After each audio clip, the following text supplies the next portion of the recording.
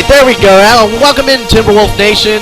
It is time for Friday Night Lights, and it's the national sport of Texas. The premium grade blend of scholastic sports in America, Texas high school football. And tonight, the Timberwolves with their district home opener against the A&M Consolidated Tigers.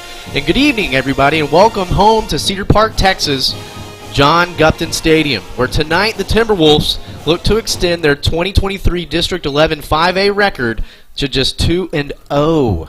That sounds awesome. You're watching right now live on the Vype network, and we've been broadcasting Cedar Park football since 2008, and tonight is our 202nd game all time for Cedar Park football. We've had this particular crew now since 2012, so it's going to be our 12th season bringing you the Timberwolf football. So I'm actually the Willard of Oz, and I've been doing the play-by-play at home as well as the color on the road, and joining me with some color, some camera work, some producing. He's a do-it-all man himself. It is Cecil, and he was actually written piano concerts on the ukulele. In a past life, he was himself. It has never been his bad. It's the irreplaceable Cecil Kokenauer. Thank you for that, Josh. You did a wonderful job there. I love those accolades, man. It's going to be a fun one tonight. This is a heck of a matchup. We got some payback for last year, and it's going to be fun. But let me introduce you, man. Ooh. The doctor at the College of Football Knowledge. His organ donation card also lists your personality. Oh. His wallet is woven from chupacabra leather. He's never relied on mistletoe. No need to. The lifetime Timberwolf, Josh Willard. I appreciate that. Oh, what kind words. And again, where the vibes are high right now as Cedar Park, again, district home opener here against A&M Consolidated. And we want to also give our quality assurance monitor tonight, Randy Fry, some love. So thank you so much for hanging out with us, making sure we sound good. Now, to the action tonight. A&M Consolidated is just one of the very few programs in Texas like Cedar Park that has multiple items of state championship hardware in its trophy case. And they went 9-3 last year, going to 2 rounds into the playoffs, but their head coach moved on. And they've hired one of our longtime coaches, and that's offense do we want to see? Well, first of all, I want to say this team is playing better than expected. You know, they're putting a lot out there, man, and I think that all has to do with a great group of coaches and the way that ARP has taken this squad under his leadership. The thing I think we need to improve on is kick coverage, specifically for me, and I'm going to talk about it for a second. But you know, we're giving up quite a few yards on kick returns and some big plays and some chunk yards there. We got to be able to cover those better and hold them back in their own territory. I think along that lines too, just also special teams is, I mean, field goal kicks and actually getting a good percentage. Missing a few is Gugari, and he had a great junior year last year. So I think, you know, just calm down. Hey, we believe in you. You've done it before. And just know that we're not backing out on you on the support, but we definitely want to see some improvements in that because we're leaving some points on the board.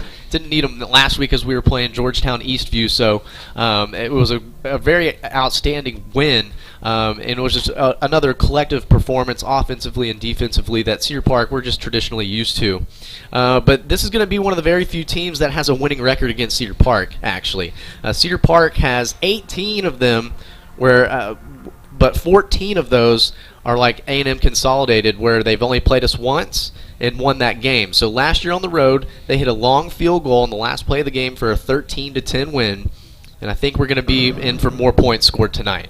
Yeah, I think, you know, look at how they handled business last week, and you know it's kind of matching up to be a game somewhat similar to last week's, you know, and so Cedar Park knows what kind of roll they're on, and they're going to want to go out there and just and kind of pad stats, you know, let this thing loose and really show what they're capable of doing.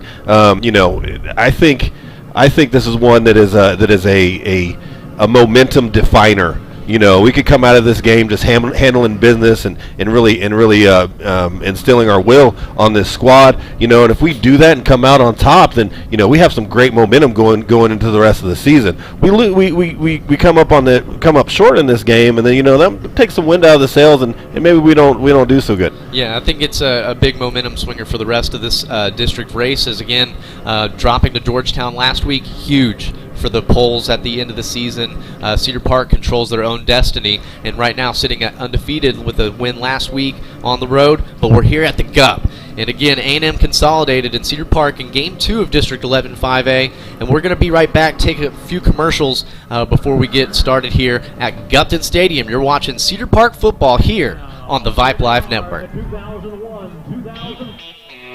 You know the Alzer family. They've been involved in Cedar Park sports for years, just as Alzer's Barbecue has been involved in Cedar Park cuisine for years. It's one-of-a-kind, authentic Texas barbecue, brisket, turkey, chicken. Football here on the Vype Live Network. The Willard of Oz here bringing you the stuff with Cecil Kokenauer and Randy Fries, our QA, and getting ready for the national anthem, and it looks like middle school night for sure, and so we're going to have the middle school choir out there singing with them, but we're going to do the coin toss first. And again, captains for Cedar Park, Isaiah King, number 27, he's in no pads, just in his shorts and a jersey, so we'll definitely be missing him on the Black Rain side of the ball. And then also Aiden Arp, our captain, also number 25 for the Timberwolves.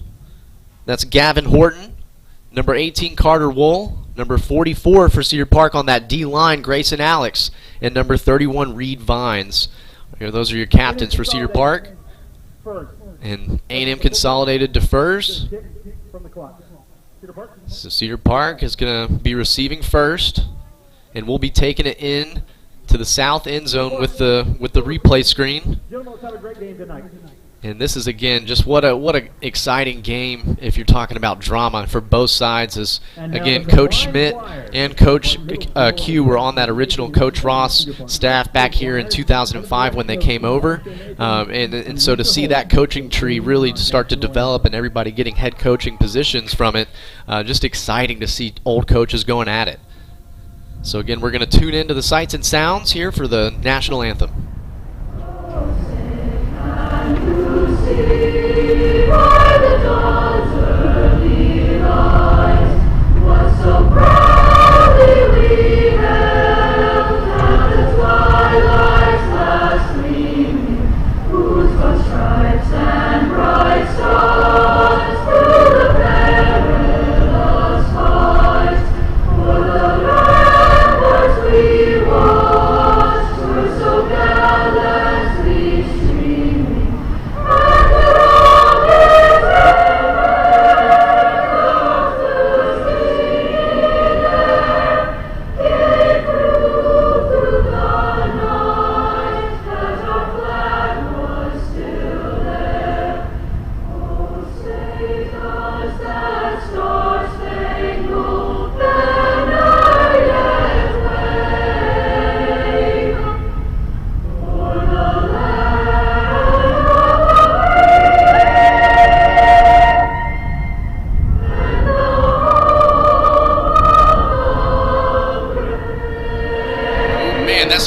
Right there, that was an angelic sound right there from the Cedar Park community faith right there. That was the middle school and the high school choir. Oh, that was good. That had a lot of depth. That was awesome.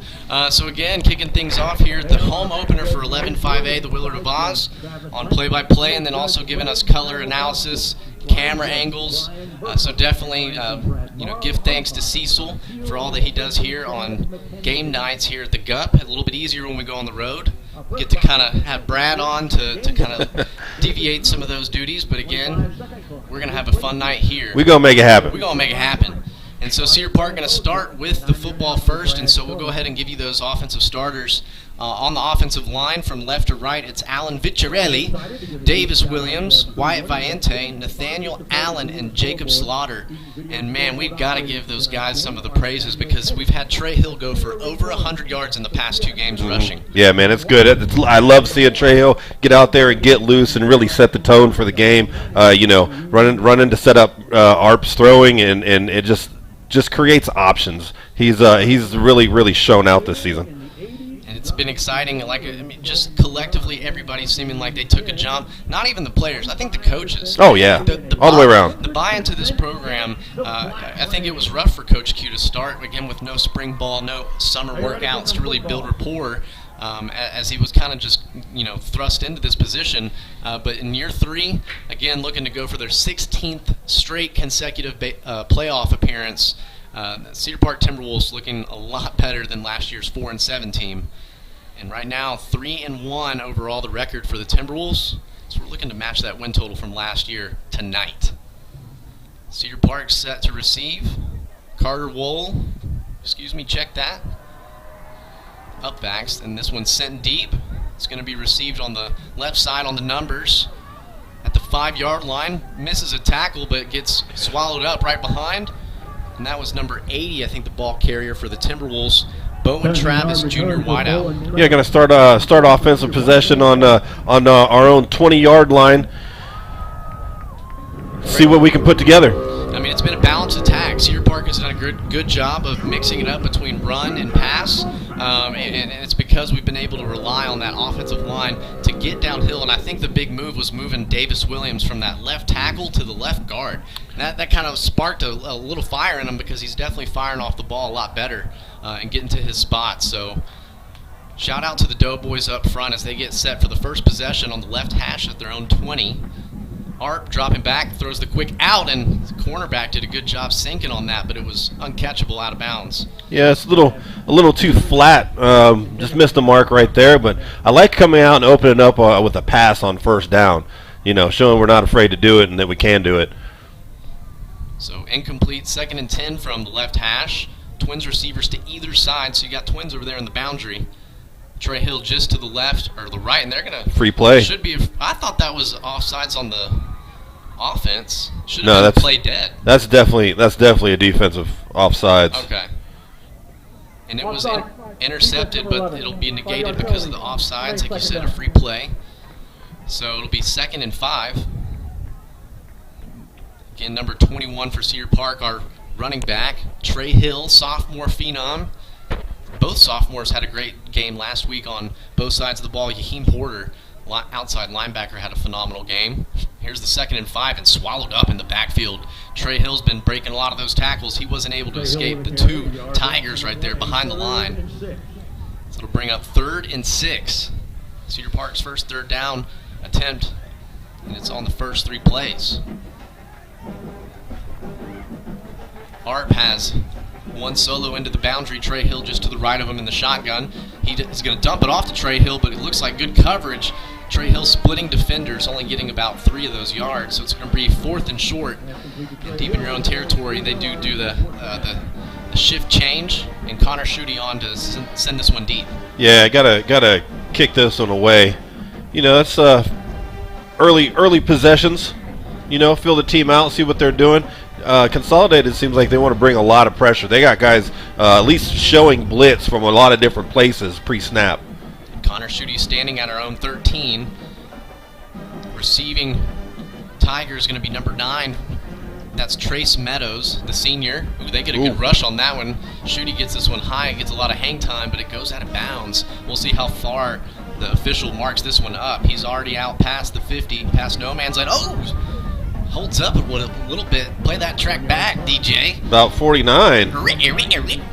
So they start on Cedar Park side of the field, and that was a tough punt for Schutte because he had pressure in his face. He had to kick that thing pretty vertical in order to not get it blocked. We need to be talking about that on the sideline. Again, we can't have a special teams play affect this outcome. As Cedar Park goes 3 and out, the Consolidated Tigers start, like Cecil said, in Cedar Park territory. 10:36 to play here in the first quarter. Quarterback for the Tigers. Read option, and he gets swallowed up. He fumbled the ball. It's on the ground, and number 44, Grayson Alex, there to scoop it up. Sudden change. Hey, do you see him bear crawling? Do you see him bear crawling to get that? That was wonderful. Great play by Alex Gray. And it was all set up by number 9, Henry Wicker, senior defensive lineman on the outside. Played his role exactly how you want to when playing the read option. He just took the quarterback and knocked that football loose when he was trying to tuck it in. He sure did. And now Cedar Park is in Consolidated side of the Consolidated territory. My, oh my, how the turntables turn, as the great Michael Scott would say. 1st and 10 now for the Cedar Park Timberwolves. Ball at the Consolidated 47 on the right hash. Again, they're showing pressure like Cecil was mentioning. They give it to Trey Hill, and he's great form tackle from the Tigers. Michael Clark, number 7. Back to the line, second down. So Cedar Park gets back to the line. Yeah, and I think Cedar Park, they can keep slamming this run game right now. Eventually, they're going to find a hole and be able to get past some of these to the next level because of these guys that are bringing this pressure. The wide receiver screen, and again, number 7, that's the cornerback, Michael Clark. He beat the block there on the screen, and it goes for a loss of 1, 3rd and 11. Michael Clark with a tackle. Yeah, you can't have the wide receiver middle screen get caught by the trailing man in coverage right there. Carter Wool was the receiver. So ball on the right hash at the 48. Arp dropping back in the shotgun. He's going to take a shot down the sideline, and that was to Chapa. Oh. And it was a good route because he had him on his back hip, but Arp kind of threw him a little bit more towards the sideline and high and away. So incomplete brings up another 4th down. But from a better position, now we can play field position and try Absolutely. to pin him here. I mean, you get another hang time punt like that, it'd be right there at the 15 probably. Connor Schutte is going to stand even with us up here in the press box. We're about at the 40-yard line, so he's at the R38. Good snap. Yeah, they're going to get a good pressure on that. That was a good job blocking it up front. This takes a favorable Cedar Park bounce inside the 10, and they're going to mark it out, I think, around the 8. No, that's down at the 4. Wow. That is an excellent job. Great job by the senior Connor Schutte, who was an all-district punter last year. Special thanks. And again, it's an effective way. We want to affect the game, the outcome with a special teams play, but you don't want to have the big plays happen against you. Right. And that's where, on coverage, like you were mentioning in the pregame, doing your assignment, running your lane, it's going to be super crucial in this game where both teams are very well coached. 9:25 to go as Consolidated comes out for their second play, their second possession, with their backs up against the wall at their own 7. Again, they had the fumble by the quarterback on the keeper as this one gives to the running back right at the middle. Good job right there, 34, holding his own from the Timberwolves. Logan El Hadame. There were 9 Timberwolves on that tackle. Only number 7 and number 22 were back in there. Were in their positions. Yeah, you got a pack of wolves running out there on the Black Rain for sure. Goes for a gain of 2. 2nd and 8 from their own 9. Ball on the left hash. They got Twins receiver. Again, that backer out there splitting the distance is, again, sophomore Yaheem Porter. Had a phenomenal game last week as a man goes in motion. Ooh, that was a misread as a quarterback is going to try to make something happen. Logan Wickets was there to try to make a play, and oh, God, a quarterback fumbled that ball again. He got absolutely stuck. Yeah, I don't know about that. That was a strange block that Consolidated tried to do right there and took out the tackler. I feel like that could have been called a block in the back. God, that was a very questionable call, but that was a hit by number 7, Garrison Cockrell. We had him over at Timberwolf Night in America. The dude likes to hit. Yeah. I mean, that was right on that dude's thigh bone. Dude, I'll tell you this. This is probably the best defense that Consolidated has seen as of yet. 3rd and 10. First third down opportunity for the Tigers. And the Black Rain looking to get off the field. Empty formation. Actually got one running back. They dump it to him on the wheel route. Gets the sideline. A good attempt. He got the first. No. Just short. Oh. Just short of the first.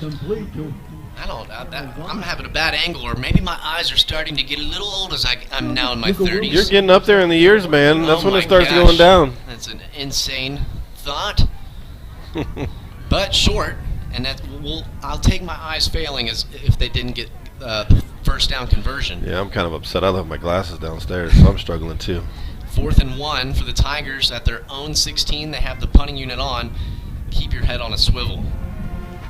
They have the 3 personal protectors for the punter.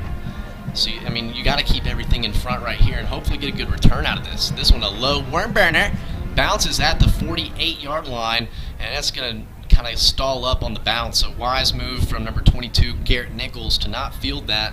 And Cedar Park going to take great field position as we'll start 1st and 10 from our own 44. Yeah, not bad. Not bad at all. We'll take possession here and try to put together a scoring drive. They're testing the waters, and so far Consolidated's answered the call, but we're we're going to figure this thing out. Yeah, and offensively, it's going to start clicking for us, and I think it was been trying to establish this run game. I think we get back to what was exciting about this team last year, and especially on the road. Gavin Chapa had himself a night last year. I want to see him get more involved here. Cedar Park starts at their own 44, 7:48 to go. Play action, trying to take the shot to Chapa, and he makes a tough grab through contact, and that'll be a gain of 5. It'll bring up 2nd and 5. Yeah, nice throw and catch in stride, and Chapa took a shot there. Pesci and trips right there as the tight end, just off the edge. That's going to be a free play. Let's see if we take a shot down the sideline, and it was Blake Subaras, Carter Wool, and that was an interception. Good play by the defender. Quite the collision as both of them seem they're kind of woozy walking away from that one, but it's going to be a free play, and with the down and distance will be a 1st and 10. And that is a gift. And what do we do with those, Josh? Oh, we are receiving in 2023, my friend. Yes, we are. We are going to take everything that is given. So 1st and 10 for the Timberwolves, their first down of the game. And it was done by a good hard count. Everybody staying at home. I mean, that had 4 people across the neutral zone there. 3rd play of this possession. Inside Tiger territory as Art drops back, throws from the pocket, a shot down the sideline. Intended for Suber, I believe. Actually, that was the junior, Zane Claybrook, number 19. So close. And he has definitely got some size. And we've been throwing that route to on the other side of the field a lot more. It's to Blake Suber. Again, he's had himself 2 straight over 100 yards receiving. So Cedar Park, very balanced attack. Going to need to get positive yards on this 2nd and 5. Tries to get the Tigers sleeping, and they throw an interception. And actually, Arp kind of letting out some of that aggression and manhandles number 9 to the ground for the tackle. Trace Meadows, the interception for the Tigers. So 2 quick turnovers for either offense now. And that was a good, promising drive, at least with a 1st down, and so you hate to see it go with a turnover. Yeah, it was kind of quick, and I think some pressure got in there and made him kind of get rid of the ball a little fast. And I mean, I thought that was almost too cute, like a Patrick Mahomes type deal, where he's trying to no look, and I mean that dump off. Take what the defense gives you, because I like Trey Hill in space there. But again, that's going to give a turnover to the Tigers with 7:07 to play in the 1st. Give it to the running back up the middle, and he's swallowed up. I mean, it's going to be an interesting battle. Whoever can get a drive going. Yeah. Like so far, both defenses have been pretty dang stout. Not giving up much.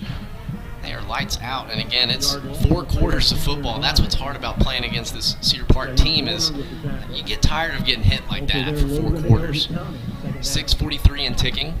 0-0 still our score here for the home opener. Quarterback for the Tigers dropping back from the shotgun, trying to step up into the pocket, and he gets sacks behind the line. Cedar Park had 8 sacks last week.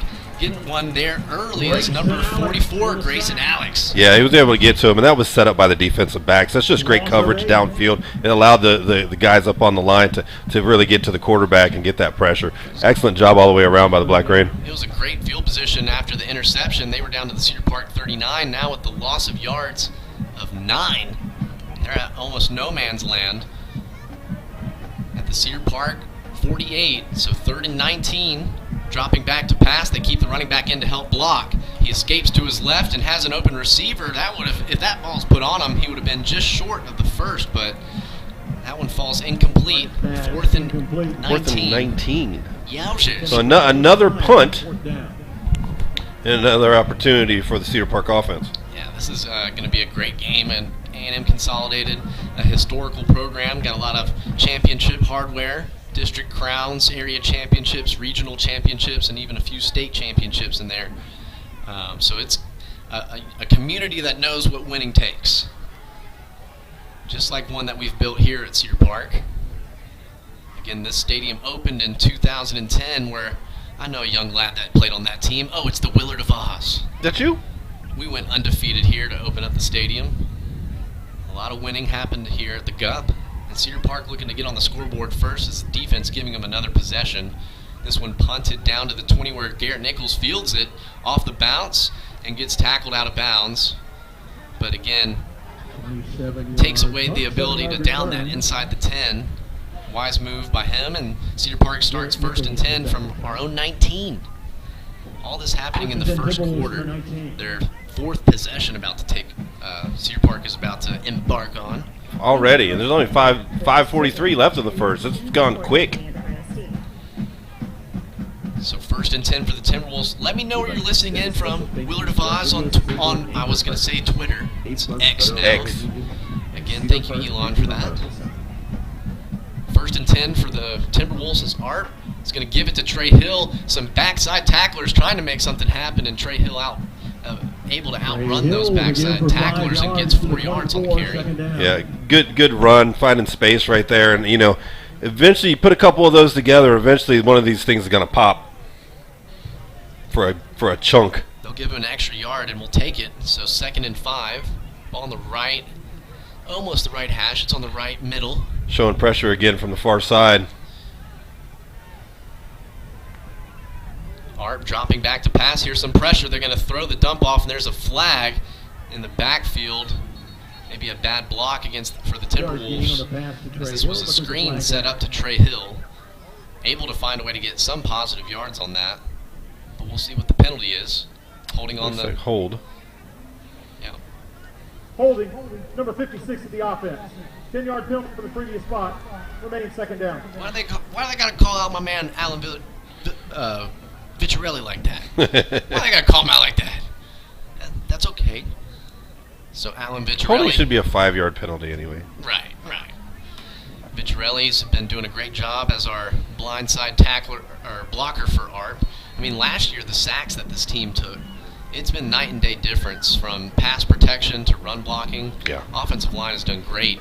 We start behind the 8 ball, 2nd and 15. Here's some pressure. Arp steps up into the pocket and finds an open receiver as Carter Wohl keeps his feet, tries to razzle-dazzle himself some more yards, and he'll go down to make it now 3rd and manageable.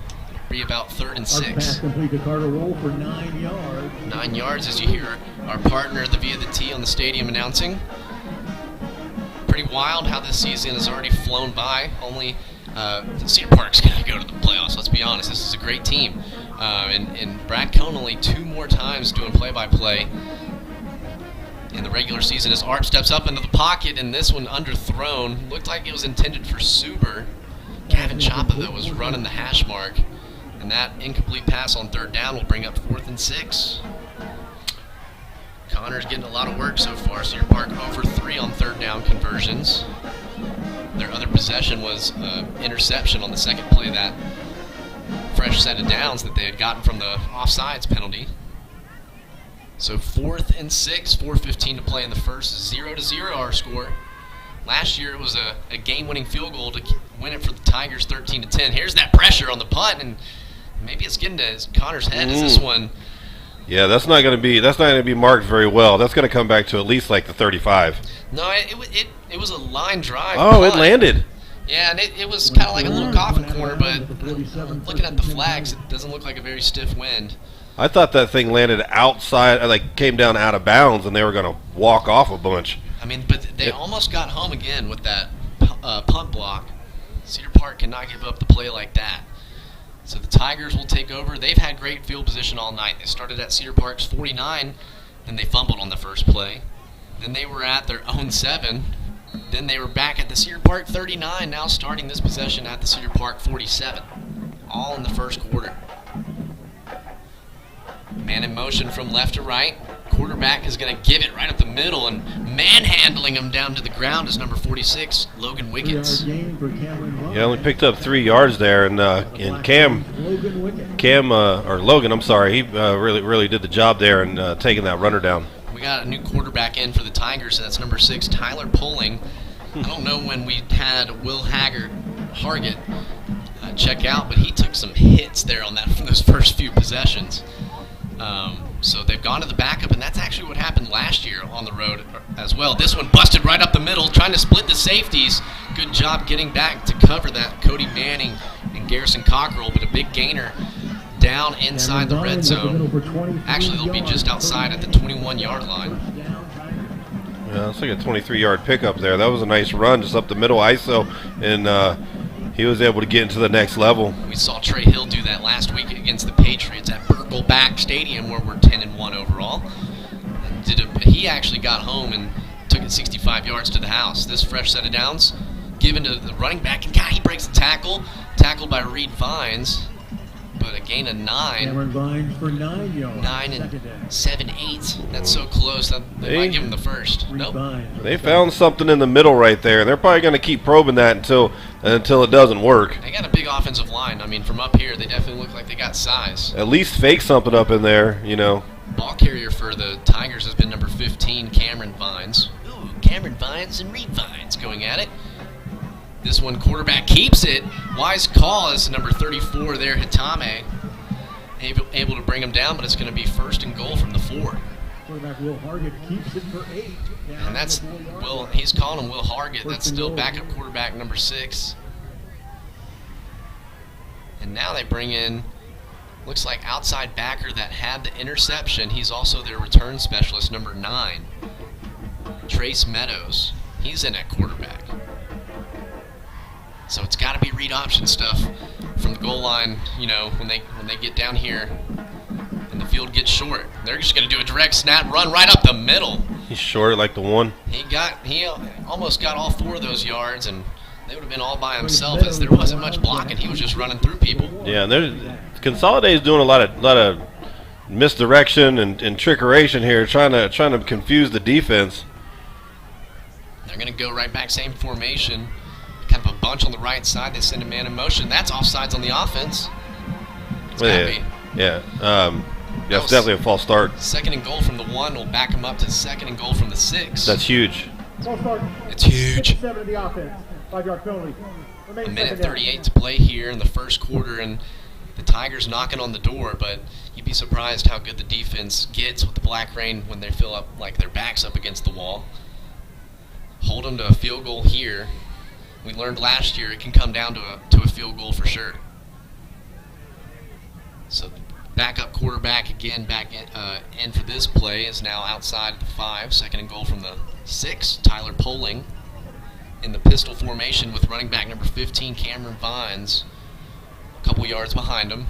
Twins to the right, play action, looking towards his right, steps up in the pocket, and there comes Garrison Cockrell, just misses, and Reed Vines there to clean it up as well as number 90, Henry Wicker. Yeah, excellent job by the defense there, really able to string that thing out and prevent a gain there. Now setting up We got a flag in the end zone. If that's a defensive holding or something like that. Safety. Well, no, it would be 1st and goal from the 2. I'm thinking defensive holding. I'm sorry, but that's where it's. There was no way. Everybody was bailing on that play. That pass rush was there so fast. Holding. Defense. Ow! 2. Half the distance is goal. Automatic. 1st down. So they give it to the bad guys on that one. Consolidated gets the gift as that was going to be 4th down. Correct? Or that was going to be. It was going to be 3rd down. It was going to be 3rd down and a loss of. It was going to be a sack. But now with the defensive holding, they get a fresh set of downs from the 2, or from the 3, that is. Ball in the right hash, and it's the outside backer then, Trace Meadows. Direct snap, tries to go right through the B gap. And he doesn't get home, kind of like the same outcome as last time, gets all the way down to the 1. Meadows wildcatting it to the 1, gain of 2, 2nd down. 49 seconds to play in the first. Ball in the right hash at the 1. The Black Rain got to get big up front. They're trying to gash us right at the middle as a man in motion is Vines. They're going to try to go on the playback, and man, Meadows leaps into the end zone from the 2, and it looked like he beat Yaheem Porter, the sophomore. A big learning moment for him right there as he bit on the play fake, and he just went right around him for the touchdown. But Yaheem Porter almost recovered on that and made an outstanding play. A lot of athleticism in the sophomore, and you need to have learning moments like that. So Consolidated caps off the 8-play drive with a touchdown. Started from the Cedar Park 47. Took a lot of time, too. High snap, gets it down on the tee, and it is through the uprights. Cedar Park got really close on that one, so maybe we get lucky there. But we're going to take a quick commercial break. 35 seconds to go in the first as Cedar Park going to get set to return. And they're listening to Cedar Park football here on the Vype Network. Reap Financial is proud to join you in support of Cedar Park football. Go Timberwolves! It's Chris Herline here, and teamwork is the key to success in football and in life. Lessons learned and memories made on the gridiron stay with us for a lifetime. And working with a trusted financial team can help grow and protect your assets today and continue your legacy for generations to come. Reap Financial, serving our Austin community for 15 years. Visit us at reapfinancial.com. At Raising Cane's, we focus on being the best at one thing and getting it right every time. Which is why every chicken finger meal we serve is marinated, hand-battered, cooked to order, and made just for you. Quality isn't complicated, and our menu is proof. Raising Cane's chicken fingers. Oh, so good. One love. You are so good, Cecil. I really do appreciate that. As Cedar Park set to receive, and this one not going to have a chance as this one, hits the pylon in the back of the end zone. So Cedar Park will take over 1st and 10 from their own 25. Got to get a drive going here. Yes, we do. Yes, we do. Offense got to wake up and make something happen and answer this. A little hot there. And answer this call. This score. Again, Cedar Park now taking over. This is their 5th possession, and only gotten one first down, and it was from getting them to jump on an offsides penalty. Cedar Park got to get some momentum going right here. They've had a great job against great opponents. I don't think this defense is any better than the ones that we've already seen. God, guys lined up in the neutral zone. This is a direct snap to Arp. He tries to make a nice cut, and wow, a bunch of Tigers there for the stop. But he gets back to the line for no gain. Back to the line, 2nd down. 2nd and 10. There was just not much blocking for Arp right there. I want to see this great receiving core get into the mix, and also Josh Pecci, man. That's been a reliable target for Arp this season. 2nd and 10 on the right hash. Trey gets the call right up the middle. He tries to make a man miss, runs through that tackle before being swung down. God, put that arm there at the end to brace his fall. I get nervous on that one. And there, no flag. That's going to be the end of the first quarter. And with that no gainer, we're going to have a long 3rd and 10 as they flip the field. God, that was only 39 seconds to get those plays off. So, that was pretty quick. Black Rain, though, has done a good job. We'll keep it here as they walk it out.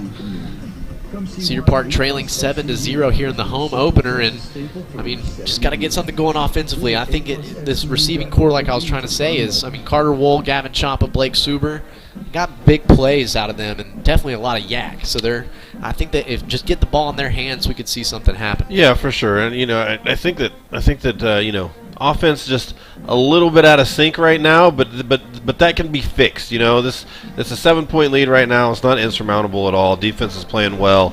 That score just happened, but this is something that we could recover from. A great turnout here at the GUP. It's middle school night, so got a lot of involvement from the middle school football teams, band, choir. A lot of fun here, and let's give these fans something to cheer about with a nice possession here.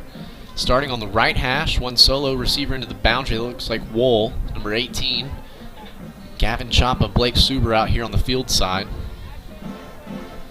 As Art, 3rd and 10. Oh, that's a false start on Cedar Park, number 65. Got into that pass protection a little early. That's Nathaniel Allen. 65 of the offense. And again, Cedar Park returning a ton of starters. Nathaniel Allen, one of the few offensive linemen that's a junior. So good to get him a lot of experience this season as well. Yeah, for sure. And linemen just gotta stay true there. They're doing all this movement and faking like they're coming and whatnot. You just gotta hold yourself. 3rd and 15 for the Timberwolves. A man in motion from right to left. That's Wool. Art dropping back. He's going to try to take a shot, and that's miscommunication. It looked like Suber might have been able to run the sideline as number 27 reverses the field. That should be a block in the back. Yeah, there it goes. That gets called from every official that's on the field. I saw 3 flags flying in, and that was number 88, Giles Pecci, that took the shot on that return right there. And again, number 27 from the Tigers, Aiden Berryman, the senior, with the interception and a nice return, but it's going to be called back 15 for the bad block. 2 early interceptions for the Tiger defense. After the interception, personal foul, illegal blindside block. Number 17. Excuse me, number 7. 15-yard penalty for the Number 7 was Michael Clark, their starting corner that's been making a ton of plays, called with that blindside block. So 1st and 10 now for the Tigers, starting at the Cedar Park 45. Great field position is the story here for the Tigers. And backup quarterback still in for them, number 6, Tyler Poling. Starting on the left hash. Play action. He's the lefty. He's going to throw down the sideline. Garrison Cockrell tries to leap for that. Did a great job keeping everything in front right there. Incomplete on 1st down. Intended for Darius Roberts. Garrison Cockrell. Garrison Cockrell had him at Timberwolf Night in America. A lot of fun over there at Alzer's Barbecue. Make sure you come out this next Tuesday. We have the offensive line, the Doughboys. Make sure you come grab some good Q starting at 7 p.m. and going for an hour. I'd say well, that's some good grub over there. It is. 2nd and 10 off the incomplete pass on the left hash out of the pistol formation. Gives it to Vines. He breaks a tackle. Oh, goodness. Thankful for our Vines being there for the touchdown saving tackle. Yeah, that was close. Could have been got in the backfield, but you know the defender he chose quarterback or running back, and he went with quarterback. And great job by the quarterback to hand that ball off just in the right time. So 3 yards on the pickup there. 3rd and 7. Their third down attempt tonight with twins to either side. Vines just behind Poling in the pistol formation. 10 seconds on the play clock. 11 minutes to go here in the first half. Consolidated on top.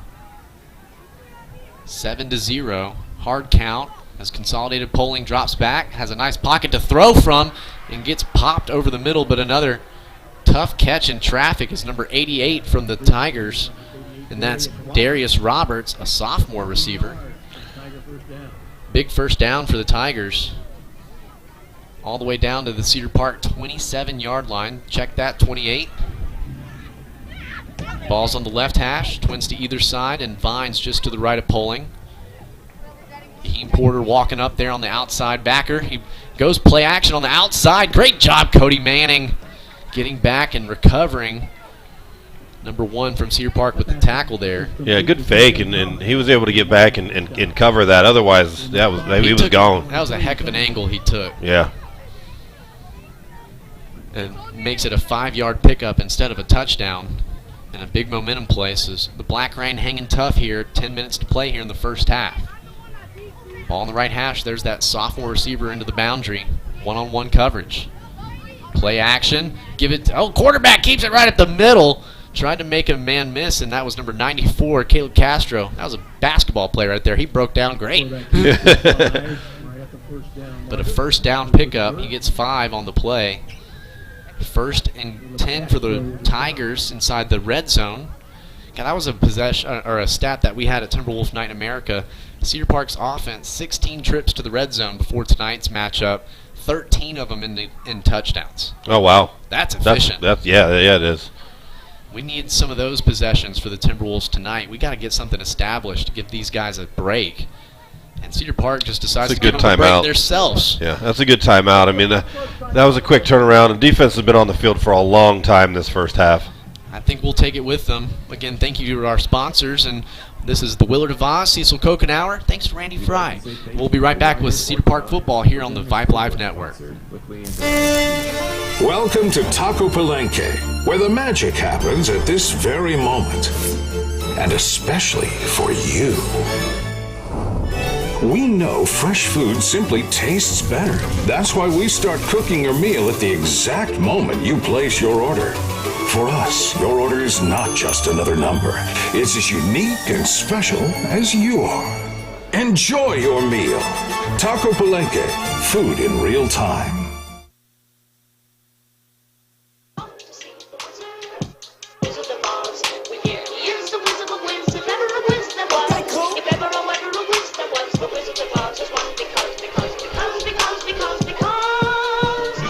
That's the Willard of Oz trademark music right there. I'll tell you what, that gets you excited here on a 1st and 10, and BAM!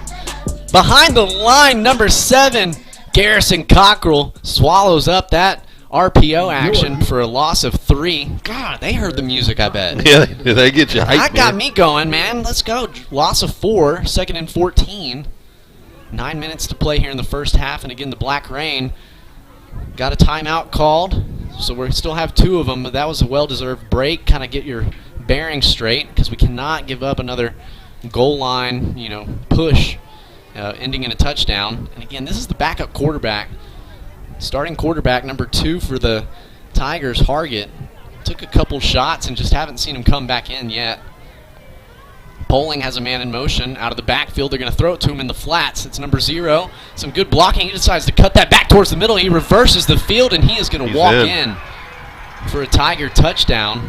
Yeah, we were not ready for him to reverse the field like that. Touchdown pass to Keyshawn Thomas. So that one goes for 18. Check that was about 22 yards. And that was, again, just sending a man in motion from out of the backfield, hitting him in the flat, or in the flats. And some good downfield blocking, but he was just able to outrun those angles. Yeah, he's just little just slicing his dicing his way up through the middle there, and was able to punch it in the end zone. Poling on the field, backup quarterback to hold the extra point. High snap, gets it on the tee, and that's gonna, don't damage the replay screen. Goes just to the right of it, so a good extra point. The Tigers take a 14-0 lead, 8:25 to go in the first half, and Cedar Park down by the unmentionable stat. We got to get a possession here out of the Cedar Park offense. Again, this is Cedar Park football here on the Vype Live Network.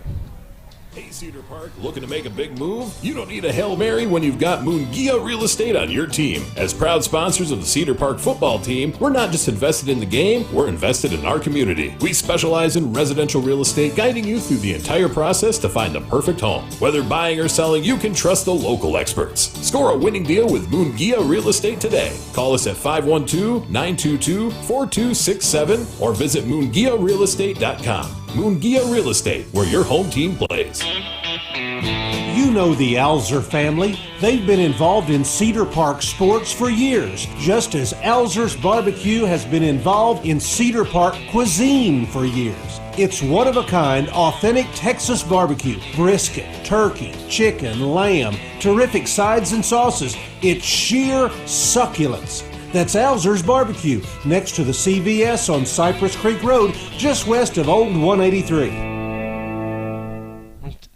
Welcome back to Cedar Park football here. Out of the break, Cecil and the production, it's just been phenomenal, the timing. I mean, they had the help of Mother Nature right there, blowing the ball down. I'm telling you, we're going to take these gifts and we're going to start translating them into points here. Cedar Park set to receive. This one's sent high. It's going to go about a couple yards into the end zone, and they'll let it bounce for Cedar Park taking the touchback. 1st and 10 from our own 25. Got an opportunity here to, put a good drive together, but not take our time and hopefully get another possession out of it. Yeah, I mean, we got to get at least a score going into the half here, and we have a short amount of time to do it. Only 8:25 left before the break. It's been a defensive battle, especially in the trenches. Number 99 having himself a good game so far for the Tigers. Trey Hill going to get the carry, and God, he's breaking tough tackles, but it's a yard or two behind the line where he's doing it. He's able to find a way to get 2 yards on that 2nd and 8. Yeah, nothing's coming easy, and so it's kind of a gut check right here for the offensive side of the ball. We got to move it down the field. I mean, it's been 3 weeks since that Vandegrift game where we really saw a lot of adversity for this team. Art dropping back to pass on 2nd and 8 takes a good. It was a good opportunity there at Carter Wool for the quick stop, but he's not able to bring it in for a catch. Incomplete. Brings up 3rd and 8. The 5th third down attempt tonight for Cedar Park, and yet to convert one. Gavin Chapa coming over here to give it twins into the boundary with Blake Suber, the outside receiver, as Art drops back. He's looking that way, steps up into the pocket. He's going to try to outrun and set his defenders up right there. He did a good job. Got swung around for an extra yard, it looked like, so it's going to bring up 4th and short. Oh, this is a tough call right here. I think I tell my offense to go get those yards. It's a good test for him. But being already down 14 points, you probably want to get rid of the ball and just play the field position game. I think that's a wise choice, and why I'm not given those responsibilities. That was very video game mentality right there. But 4th and 3, Connor Schutte on to send it deep. Return specialist is, again, Trace Meadows. Good snap and a good line drive, so it doesn't get gives our defenders time to get down there, and a good favorable Cedar Park bounce. Definitely flips the field on that punt, so 1st and 10. The Tigers will take over from their own 29, finally in their territory. There we go. Yeah, so, again, very, very quick way into 4 and out into a punt. Now our defense is back on the field. That's a lot of work for the Black Rain. It's a big ask for this right now. Offense needs to get something going. It's this the consolidated front seven. They're big and they're athletic. They're very fast, and they're just beating our offensive line to the action. Got to find a way to get those guys inspired. 1st and 10 for the Tigers. Again, backup quarterback still in. Tyler Poling. Cameron Vines gets swallowed up at the mesh, and then the RPO flips it out into the flats, and number 12 there, looks like a holding. There's definitely a hold there. Very good. Hold on, number 5 for Consolidated. I saw that thing happen, and I was wishing a block or a flag came, and it finally did. I think number 5, Peyton Bjork. Bjork? Yeah, the J is silent, baby. Holding, number 5 of the offense. 10-yard penalty for the spot of the foul. So from the spot, it's a weird way that they do that foul, or that penalty. And so it was about, where did they throw it from? About 6 yards. So it'll be 1st and 14. Whoa. I'll tell you what, that was just amazing that play happened in the first place, because the defender was all up in that mesh, and that thing should have been blown up. I don't know how that quarterback was able to hang on to that and then flip it out to the flat. Yeah, I mean, the backup quarterback's making some good decisions, but yeah, that was blown up at the mesh. That was impressive that he was able to hold on to it. So 1st and 8 is where they'll take over. Sophomore gets the screen, and this is something that we heard on Timberwolf Night in America they do a ton of, and we got to be able to find a way to stop it. They do a good job, as that one only goes for 3. 2nd and 5 for the Tigers. 6:39 and ticking here in the first half, so Cedar Park would love to get this defense off the field quickly, because they've been on the field a long time, and you can see they're breathing heavy down there. Logan Wickets, Reed Vines, those middle linebackers, they got a tough task for them, because they're stretching them out, to set up that run up the middle like they've been having a lot of success on. On the left hash, the Tigers, Bolter gives it to the running back, rides that mesh really, really long, and again, Yaheem Porter there to clean it up, outside backer. That goes for no gain. Oh, gain of 1. Good job from the Black Rain right there. So third and about 4. 3rd and 4. Ball in the middle left of the field. And the Tigers, I mean, you wonder how they lost that game last week to Georgetown. I mean, this is a very physical team, and they're looking like they need another win. They're 1-2 overall this season, and started preseason top 10 in 5A. Poulter taking a shot down the sideline. Garrett Nichols there in coverage, does a great job of not running into him, but he's not playing the ball, just gets in the way. So it's clean. And it'll be 4th and 4. So Cedar Park, a quick 3 and out. Yeah, good job by the Black Rain to handle that right there. And that was a deep ball and great coverage by the defensive back. It was Garrett Nichols, the junior corner. Had him at Timberwolf Night in America as well. And he had a great season last year as a starting sophomore. A lot of experience that he's going to bring for this program. So the punter now, number 12 from the Tigers. Oh, this is a line drive. It's going to take a nice bounce as Garrett Nichols fields it, makes a man miss, takes it right up the middle. He's got a seam right here on the sideline. He's into Tiger territory, makes a man miss. He's going to tightrope for a few extra, put his head down. My goodness, number 22, Garrett Nichols. There's a little spark right there. That's the kind of spark that'll start something happening. And he told us, man, he's pretty calm, cool, and collected outside of these sidelines, and he said something happens on game nights. Game where he night, just, little switch flip. we asked him, we're like, are you a vocal or, kind of a lead by example guy? And he's like, I feel like I'm turning into a vocal leader. And he's like, because I'm not normally like it, but when the lights come on, an animal comes out of Garrett Nichols. A big return now. Cedar Park has great field possession here. Trey Hill, a tough carry that goes back to the line. They'll drop him for 1 with forward progress.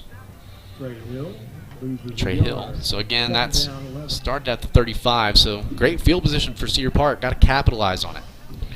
So you go play action here. Roll ARP outside. They've been keying on this run. You gotta let them know that Old Reliable is not the run. Old Reliable is trusting this deep receiving core, and also Josh Petchy. Would love to see him get a couple snags. Blake Suber adjust inside tight on this formation into the boundary. Arp dropping back. He's going to roll to his right. Finds the open receiver. That's Carter Wool. Makes a man miss. And almost got the first. Got blown up out of bounds by Trace Meadows. You're going to mark him a yard short. A yard short. A good job by Arp on the designed rollout to his right. Just threw a strike in there. 3rd down and 1. So Cedar Park now with their first 3rd and manageable as it's 3rd and short. Their 6th 3rd down, and here's that big heavy package. Reed Vines and Logan Wickets checking into the ball game. I say we keep testing that, stretching this defense out and finding people open in space. Yes, it's not working for us up in the middle, and we got good receivers that, God, they get involved like running backs. Now, tight formation, 2 up backs. That was the linebackers, Reed Vines and Logan Wickets. They had Carter Wool all the way on the consolidated sideline, and nobody was on him. Yeah. So the Tigers take a wise timeout to check with their defense. 3rd and 1 for our Timberwolves. We'll get a quick spot in there. Thank our sponsors. 4:10 to go in the first half. Cedar Park knocking on the door. We'll be right back with more Cedar Park football on the Vype Live Network. In the battle for barbecue supremacy, warriors pit prime meats, secret sauces, and recipes against one another. Yet one champion stands alone. Rudy's Country Store and Barbecue, in the modern-day vernacular, where bad means good. Rudy's Country Store and Barbecue has the worst barbecue in Texas. Welcome back to Cedar Park football here on the Vype Live Network. 3rd and 1 off of the pickup of 10. It was 2nd and 11 on that completed pass from Arp to Wool. And we had the heavy package in that forced him to call a timeout. Now Carter Wool flips the field. He's on the Cedar Park sideline. We still got the heavy package as Trey Hill just to the right of Arp. They give it to Trey Hill. He breaks a tackle, and he's got plenty for the first. Keeps his feet right there. He could have walked into the end zone. But the first 3rd down conversion for the Timberwolves, and again, a fresh set of downs. Yeah, great run and great blocking up there. And I'm telling you that they're now that we kind of went off the edges a couple times with those pass plays, they're going to be a little wary of it. Same formation. They're keeping the backers in on the offensive possession. Trey Hill makes a man miss, and God, he's fighting for every yard he's going to get tonight. He gets a gain of 4 to bring up 2nd and 6. And did a great job. That outside backer was there in position, and Trey Hill didn't hesitate. He just got upfield, beat him to the point of attack. 2nd and 7. They only give him 3 on the right hash, and again sticking with the same formation. I want to see him take a shot. Carter Wool is the lone receiver. They're going to take a shot. Pump fakes, comes back to the middle. Reed Vines getting a catch, a reception here. And that's going to be enough for a first down. Yeah, that's a first. That's the great stuff right there. Great pump fake by Ark, taking everybody's eyes off of who he's actually throwing to, and it was a dart in there to Vines. And Vines, don't let him fool you. He's a two-way athlete. A great starter on the basketball team is Trey Hill. Gets the call up the middle. Good push by the O-line. All right, we're knocking on the door here. Going to be a gain of 5. Gain of 4, check that, 2nd and 6. So the first down marker down at the 3-yard line. So we can get a fresh set of downs here. I say we don't leave it to that. Let's just go ahead and punch it in from here. And sticking with the same formation. Got 2 big guys blocking up defenders. And Trey Hill not able to keep his feet there. He gets 3. Sets up a 3rd and 2 from the 6-yard line. 3rd and 3. This possession, though, it's taken a lot of time. Giving that defense a break, you don't want to give this Consolidated team more time before half because they will be receiving coming out of halftime. Oh, you can't do that. It was our own formation shift change that got the offensive line jumping there.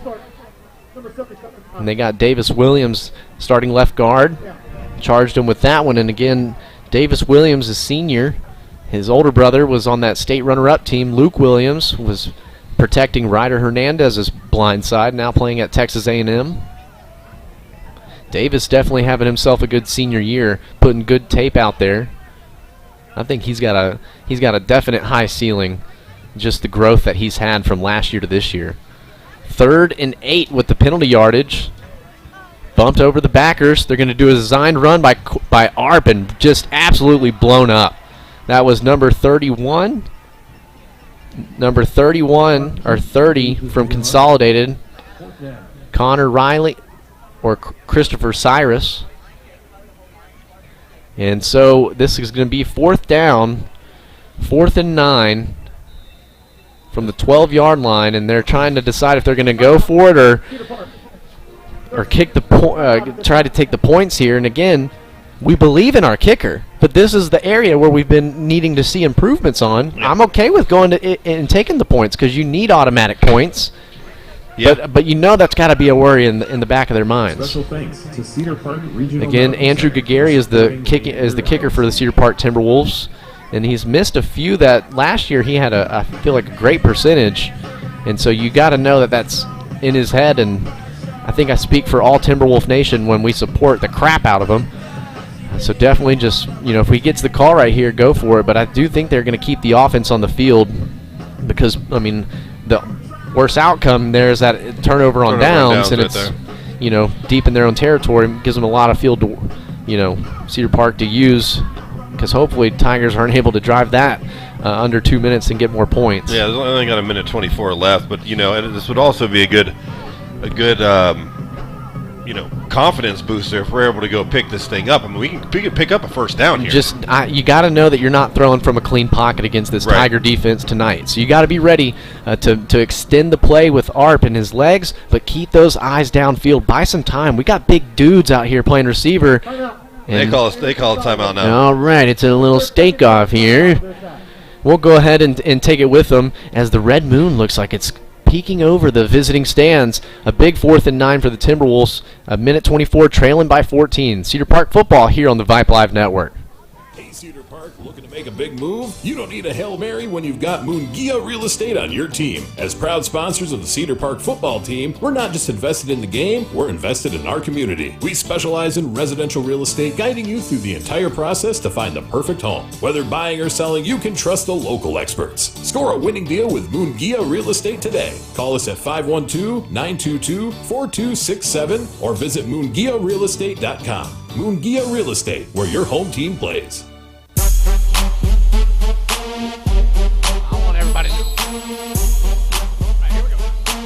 Got a big play right here for the Cedar Park Timberwolves. Now a minute 24 to go here in the first half, trailing 14. Points here would be massive, and they're going to try to go for it with the offense and not the special teams. And we get a fresh set of downs. Cedar Park still has one timeout, so you got plenty of time.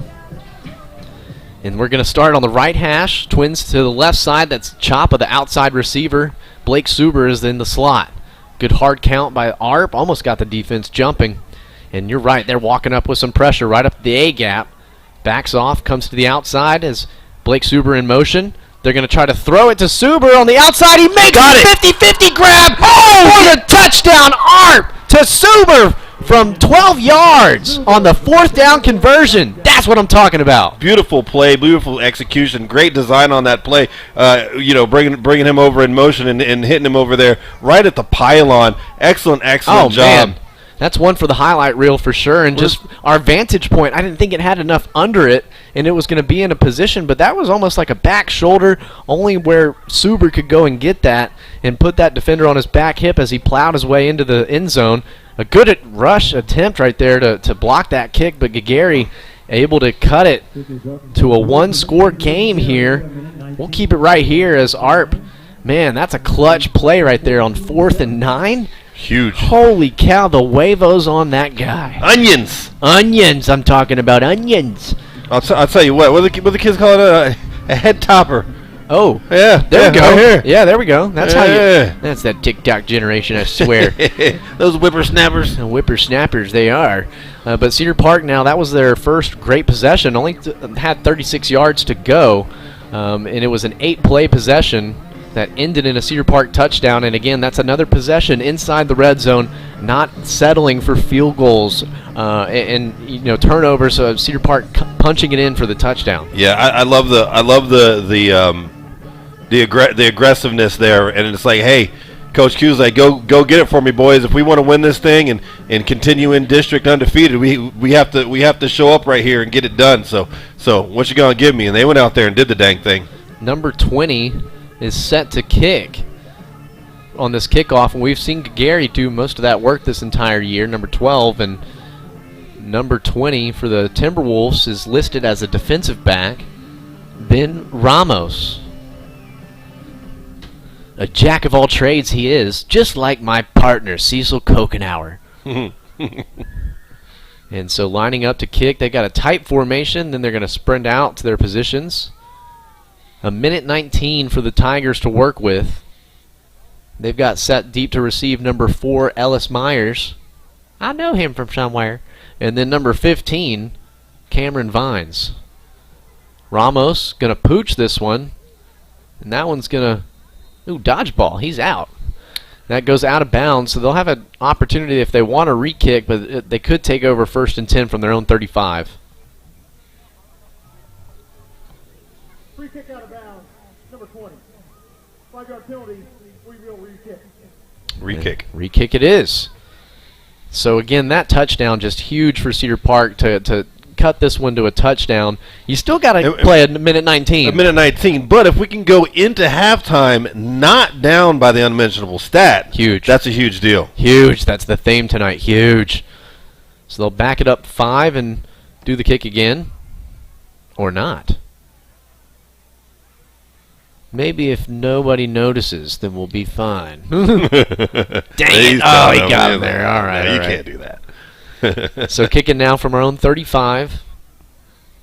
Good try. Going to be good field position for the Tigers, and if you know they're going to pooch, I'm walking up those deep guys and tell them, just get on your horse if you need to go recover it if it's over your head. And that's where, special teams, you can really take a jump and have an advantage over your opponent. That's stuff you work during the week. If the kicker, that's a you call, like a read option is for a quarterback. Sure. We had that ability with Tamer Alzer, as he was our punter in the rugby style. As this one's pooched, fielded by Trace Meadows, and he takes it right up the middle, almost gets through there. Cody Manning, starting safety, number 1 there with the tackle. So 1st and 10 for the Tigers, again with great field position. They've had it all night. They got a minute 15 and 1 timeout. I'm sorry. 1 timeout to get down the field. I mean, it's Coach Schmidt now as the head coach. I know that guy.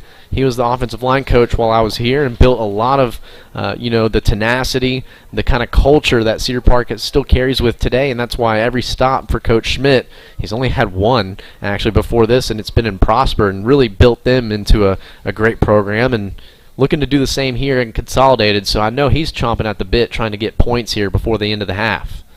1st and 10 from their own 45. Wiggett's walking up with some pressure. Going to throw right over the middle, complete. Number 5 makes a couple people miss before being swung down and tackled by number 1, Cody Manning, again there for the action, and that's going to be a 1st down. When they use their timeout here? Oh, no, I'm sorry. 1st down, stop the clock. I'm sorry. For just a second. Just a second. Good clock operator here at the GUP. We already got that thing rolling. Ball in the middle of the field inside Timberwolf territory from the pistol formation. Again, Poling completed that pass to number 5, Peyton Bjork. Poling feeling some pressure. There's Grayson Alex sold out for the sack attempt. And Logan Wickett's there to give him the business out of bounds there. Don't throw that flag now. That was in bounds. Logan Wickett's there, the trailing spying linebacker there, but Grayson Alex almost had him for a huge loss. Yeah, great pursuit right there. Just disrupted that play. Took a good amount of time off the clock. Yeah, we did get him out of bounds, but he was able to stretch that out and and really come up with not a lot on that play. That was a good job by Logan, staying with him step for step, and I mean, a great play by getting the backup. He's been making great decisions and knew to get out of bounds to save that last timeout. 44 seconds to go here at the Cedar Park 42. Ball on the left hash, 2nd and 10. Keem Porter walks up to show pressure. They give it to the running back, and oh man, he got tackled by a host of Timberwolf defenders there. Number 46, Logan Wickets, and Reed Vines there coming off the bottom of the pile. That play got ate up, and they're choosing not to use their timeout on this. I like that because then that keeps the middle of the field open, but you got to get a play off. 3rd and 13 on the loss. From the pistol formation, the lefty drops back, steps up into the pocket. There's Henry Wicker! And a late flag. That's got to be a hold. You would think. Unless it's... It is. Yep, they're motioning that, so they still have a timeout, so no 10-second runoff. That would be pretty sweet because that would take us into the half. Right. But with that was a 3rd down scramble. I think he got past the line, or if he didn't, that was a sack. And again, Henry Wicker had the opening strip sack of the game, having himself a great night on the defensive line. So it'll be 4th and 13 or 14 if the play stands. And you would think Cedar Park would defer so they get the loss of down. I think that's or decline, not defer. Decline. Decline. I was wondering where they were spotting that ball. There you go. So they do decline that. Elect to get the loss of down, and so here at No Man's Land, the offense staying on the field. Do not give up the big play here with 10 seconds, and that's crucial now that they held on to that timeout. Trips formation for the Tigers on the right side. It's number 12 playing that slot tight end position, Colton Kemler. Just keep it in front. That's right. Keep everything in front. Ooh, that was loud. Yeah, somebody found our microphone. Okay. No. So that'll bring up 4th and 13. They do run the clock on that, and then so Consolidated stopping the clock with 1 second. They'll do one play, and you got to think they'll take a shot towards the end zone. Saw at the professional level Russell Wilson have that Hail Mary, giving them a shot to win, but what a dumpster fire that franchise has been this year. That's tough. Gave up 70 points in an NFL game? Yeah, that's crazy. That's nuts. Cedar Park. That's crazy. Cedar Park on their last possession, able to get a touchdown on a 4th and 9 attempt to Blake Suber. Great play design. And again, now a one-possession game. Cedar Park hangs tough right here on this. And you know what's going to happen here, so definitely just keep it in front. Go into the halftime down by 7. And then come back out after adjustments are made and walk out of here with a dub tonight. And I like that you don't have to switch out, our safeties for tall receivers on this play. Garrison Cockrell, you could play him on both sides of the ball, no doubt. Sure. Cedar Park only going to bring 3. God, they're bringing pressure with those 3. Hat falls off of Grayson Alex. He heaves this one towards the end zone tip drill, and it goes incomplete. So Cedar Park going to go into half trailing by 7 when it was looking a little wonky there. Again, Timberwolf football, this is a great team that we've got compared from just last year, and it's all the same guys. We're going to go ahead and take an extended break while we give Brad Cohn some time to get over here for the halftime stats and stuff. Cecil Kokenauer, Randy Fry, the Willard of Oz here bringing you Cedar Park football on the Vype Live Network. At Raising Cane's, we focus on being the best at one thing and getting it right every time. Which is why every chicken finger meal we serve is marinated, hand-battered, cooked to order, and made just for you. Quality isn't complicated, and our menu is proof. Raising Cane's Chicken Fingers, one love.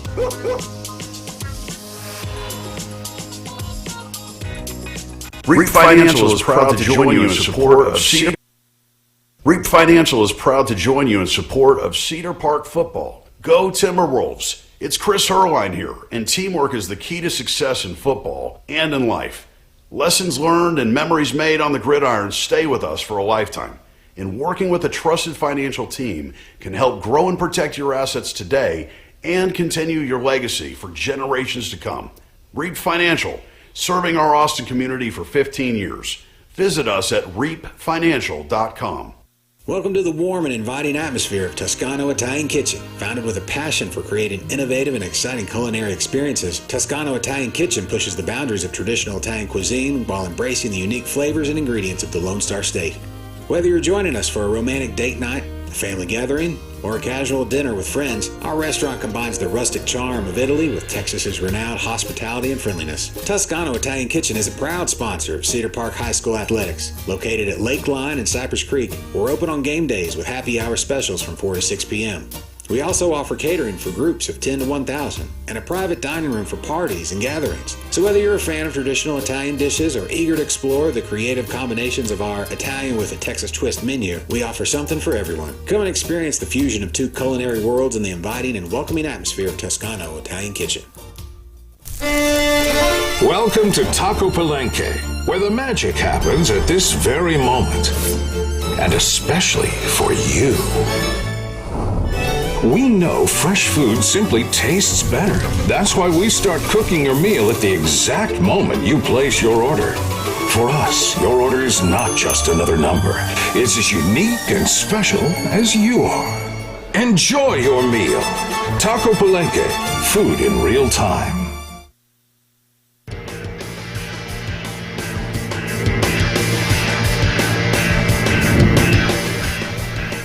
Welcome to the Halftime Show. Brad Cohn here, over from my other job on the stadium mic. Unfortunately, now we have to look at the stats, and they are as ugly as the score in the game has been. First down, Cedar Park 4, A&M Consolidated 7. One of our first downs, you have to award one on a touchdown, came on our touchdown play. Two of the other three came on penalty, so we have actually earned on the field one move the chains first down. 13 rushes for 22 yards, 1.69 yards per alleged carry. For Consolidated, 18 for 43, not good, 2.39. The Consolidated numbers are not good. For Cedar Park's regular offense was playing this game, would be up by several touchdowns. We are through the air 7 for 14 with 2 picks, and it could have been 4 for 45 passing yards. Wow. 3.21 yards per attempt. Consolidated 7 of 10 for 62 yards. 70% completion percentage, 6.2 yards attempt. Total offense, they lead 105 to 67. Normally we give somebody 7 first downs, 105 total yards in a half. That's good. We're way ahead. Not this time. Scoring Meadows for them. 35 seconds left in the first. A 1-yard run. The kick made it 7-0. About halfway, or a third of the way through the second quarter, they went up 14-0. Hargett, a 22-yard pass to Thomas, who just kind of walked through a bunch of people who either didn't see him at all or decided they weren't going to tackle him. And then a minute 19 before the halftime, a nice 12-yard pass on a zip to Suber from Aiden Arp, his best throw of the day, made it 14-7, keeps us in this game. Yeah, it's going to be a fight your way, claw your way to the end of this game. And last year came down to a field goal as had to sprint the team on as the game was ending, and it's going to be one of those same type of finishes here tonight. And Cedar Park, though, I mean, they have an opportunity because we're playing a great game defensively. I mean, they're doing a good job of keying, They've really just had 2 bad plays. The one long run that set up the first touchdown and the weaving uncovered touchdown pass. Yeah. That's it. Other than that, the defense has done great. And so that's where you got to rely that, Cedar Park is still going to make those adjustments defensively. Offensively, they just you got to step up to the challenge. We got to be able to stop getting Trey Hill hit behind the line of scrimmage. And it's the defensive line. They're doing it all against Cedar Park's offensive line, but they're big, they got size, but they're very fast. They're getting to the action real quick. Also, you notice, I noticed, and this is something you'll recall from your days when we had such a great push from the offensive line on a running game.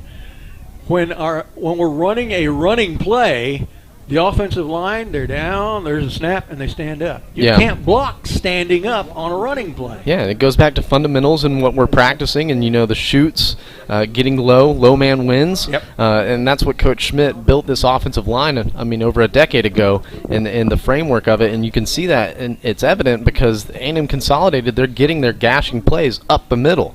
running the ball. So Cedar Park needs to kind of, get back to the basics in that regard. And, I mean, trust and keep working that running game. But this receiving stable for Cedar Park is so deep. You got to get the ball in their hands. Get the ball and that play down here, trust your guys to go make a big play. That was a great pass and a great catch for Suber. Definitely one for the highlight reel. Arp was not under duress on any of his 4 interceptions either. So it's not like the pass rush is bothering him. I don't know that there's enough time in one halftime to fix all the things that are going wrong with the offense. They're not blocking for the running game. They're not throwing the ball to the right places, let alone people. We're just I don't know if there's enough. There's so much that's got to be fixed to fix those 2 things. I don't know if they're going to do it. Let's fix at least some of them. It might just be some sort of let's get fired up kind of energy that's necessary because something's not in sync right now. And just looking a little bit flat on the offensive side. I'm thinking myself, this play down here, with the touchdown down there, that would get people really fired up and start plays just start getting knocked down, and I think it did. We got to carry that. We got to build on that and carry it through in the next quarter. And I mean, what built that play was the big return by Garrett Nichols on the punt return. I mean, he got up, fired up, and gave Cedar Park their best field position position of the night. So Cedar Park, I think, trust that passing game. Go to the sideline, take the shot down the field, because we got dudes that can go win those. For Trey Hill now. Yes, and then. Right. Please, Yeah, dear God. I think also Josh and I talked about one we have to stay disciplined on and stop with the little 5-yard penalties here and there with the false starts and whatnot.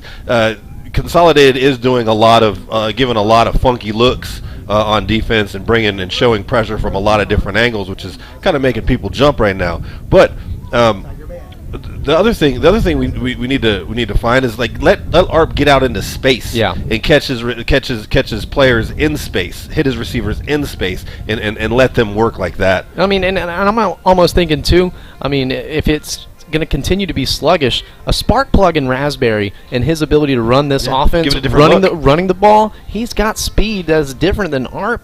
Might be a look to maybe think about. Well, lefty is a different look for a defense too. And that's what we're experiencing because haven't seen their starting quarterback since the second or third possession. It's been polling their backup quarterback for most of the game. Yeah, but this is not insurmountable.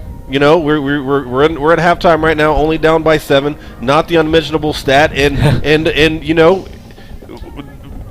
we still got a chance here. We just got a chance. We just gotta get some stuff together and work this thing out. This is going to be, if they pull it out, this is going to be a give credit to the coaches kind of win. Yeah. Because the team is just flat. They need somebody to fix those things and lead them on to the promised land. It's going to have to come from the coaches. And that's something that I was watching that Thursday night game last night, and Coach LaFleur of the Packers saying in the postgame interview that we didn't, as offensive coaches, put our guys in position to make plays. So that's on him. And when I heard that, it's like, wow, I mean, you definitely have that, responsibility as these offensive coaches to give your guys the best chance of winning. I think that's through the receivers right now because they're stopping the run. They've clearly got that bottled up.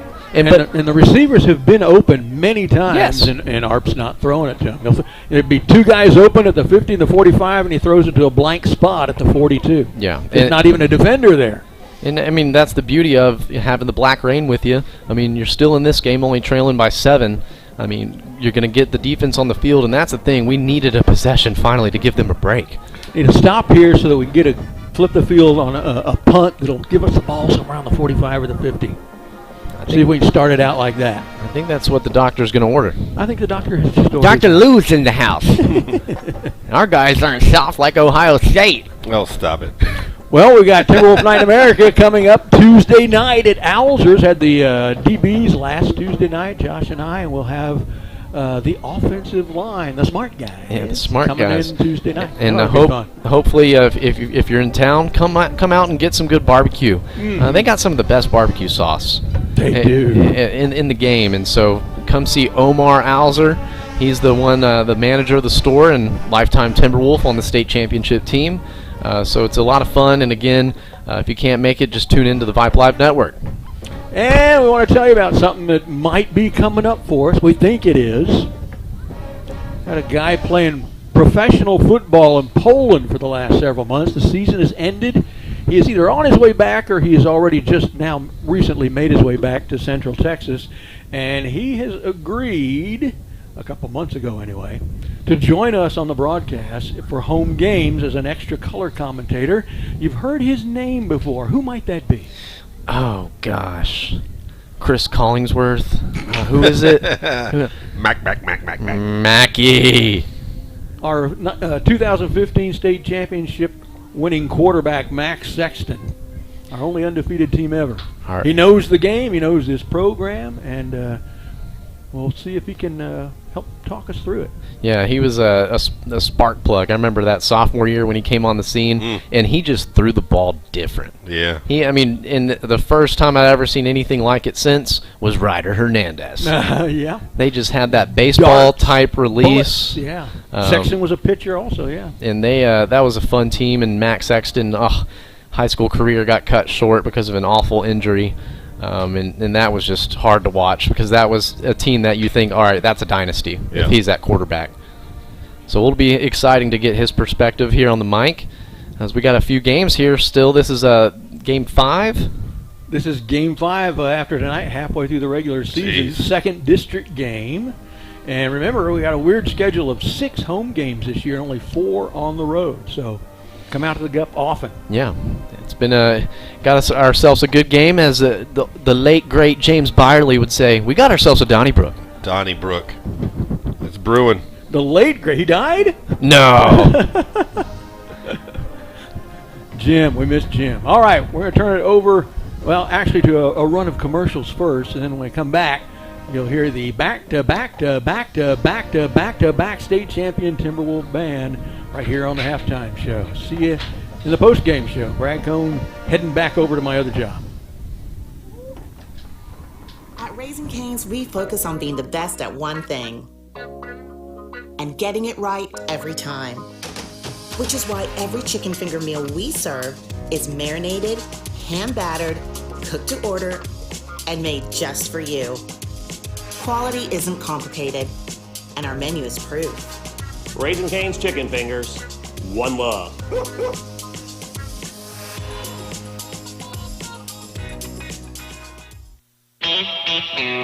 You know the Alzer family. They've been involved in Cedar Park sports for years, just as Alzer's Barbecue has been involved in Cedar Park cuisine for years. It's one-of-a-kind, authentic Texas barbecue. Brisket, turkey, chicken, lamb, terrific sides and sauces. It's sheer succulence.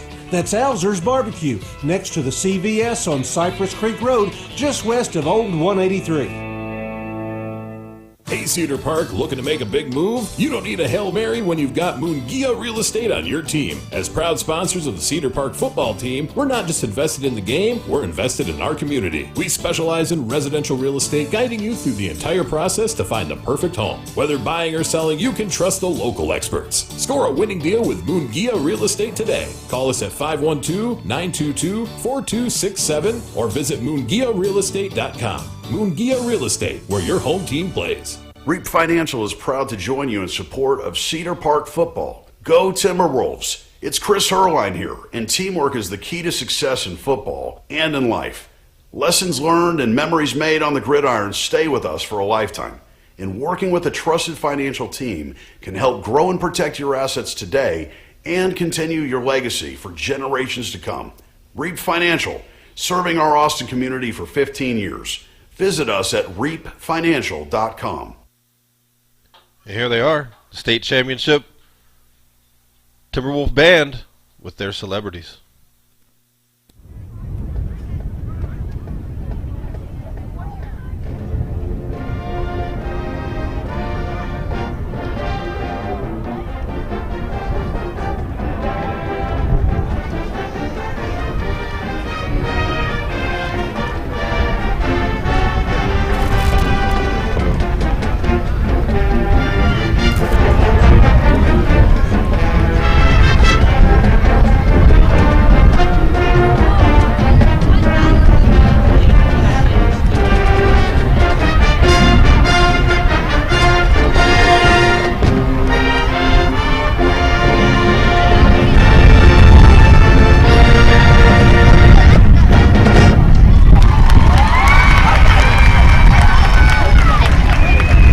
celebrity social officers are Alyssa Castaneda, Katie Mason, Claire McGrath, Layla Woodard, and head social Saxon Schroeder.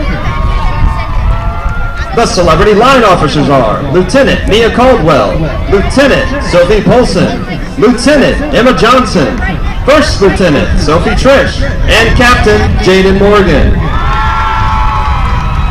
The celebrity star of the week is Sarah Leone. Please enjoy as the celebrities perform their traditional high kick routine to Wabash Cannonball.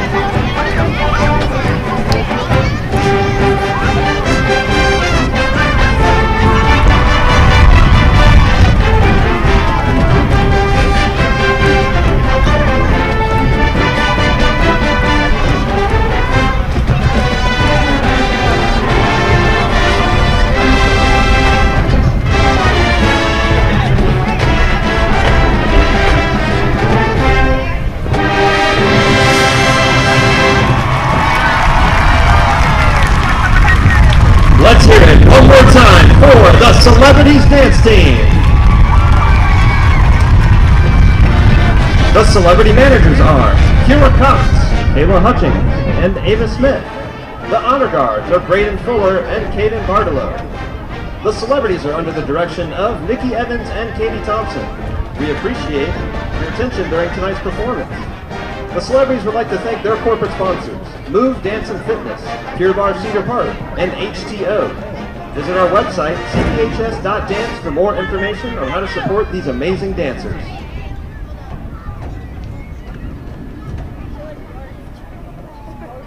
And now, for your halftime enjoyment, the Leander Independent School District and Cedar Park High School are proud to present the reigning 5A UIL State Marching Band Champion, the Cedar Park High School Timberwolves Band.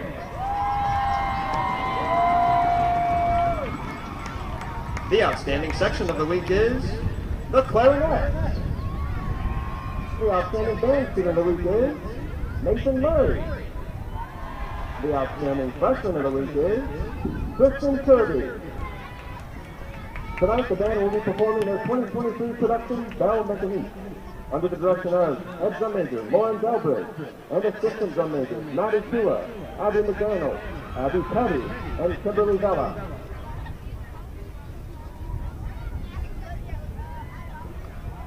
Drum major, is your band ready?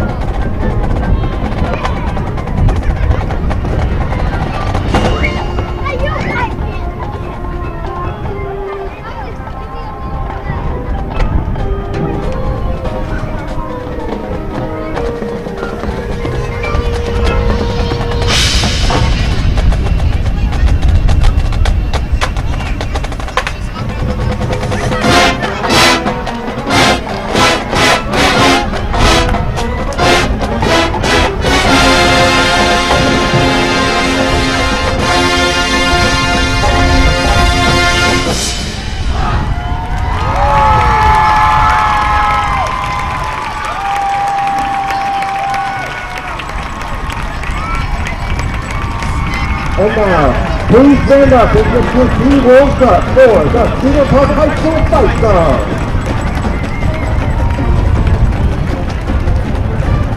Ladies and gentlemen, let's hear it for the Cedar Park High School Timberwolves Band.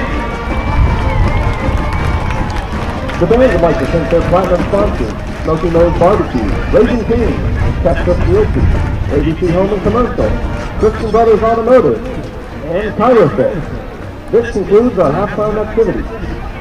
The Cedar Park High School Timberwolves Band is directed by Kendall Santos, Christopher Yee, Jeremiah Armstrong, Roland Chavez, and Casey Kinsey.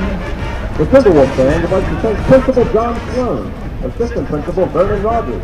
The state championship Cedar Park Marching Band. Let's take a quick break and come right back for the second half action. Welcome to Taco Palenque, where the magic happens at this very moment.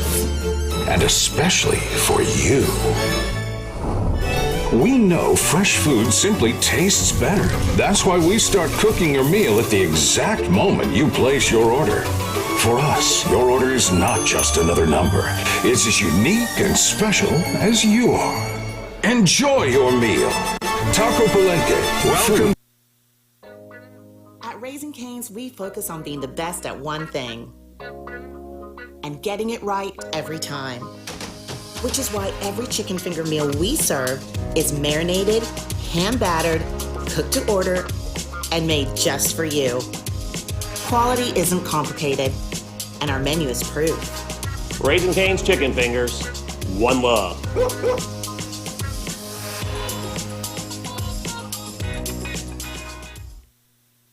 Reap Financial is proud to join you in support of Cedar Park football. Go Timberwolves! It's Chris Herline here, and teamwork is the key to success in football and in life.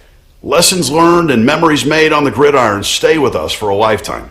And working with a trusted financial team can help grow and protect your assets today and continue your legacy for generations to come. Reap Financial, serving our Austin community for 15 years. Visit us at reapfinancial.com. Welcome to the warm and inviting atmosphere of Toscano Italian Kitchen. Founded with a passion for creating innovative and exciting culinary experiences, Toscano Italian Kitchen pushes the boundaries of traditional Italian cuisine while embracing the unique flavors and ingredients of the Lone Star State. Whether you're joining us for a romantic date night, a family gathering, or a casual dinner with friends, our restaurant combines the rustic charm of Italy with Texas's renowned hospitality and friendliness. Toscano Italian Kitchen is a proud sponsor of Cedar Park High School Athletics. Located at Lakeline and Cypress Creek, we're open on game days with happy hour specials from 4 to 6 p.m. We also offer catering for groups of 10 to 1,000 and a private dining room for parties and gatherings. So whether you're a fan of traditional Italian dishes or eager to explore the creative combinations of our Italian with a Texas twist menu, we offer something for everyone. Come and experience the fusion of two culinary worlds in the inviting and welcoming atmosphere of Toscano Italian Kitchen.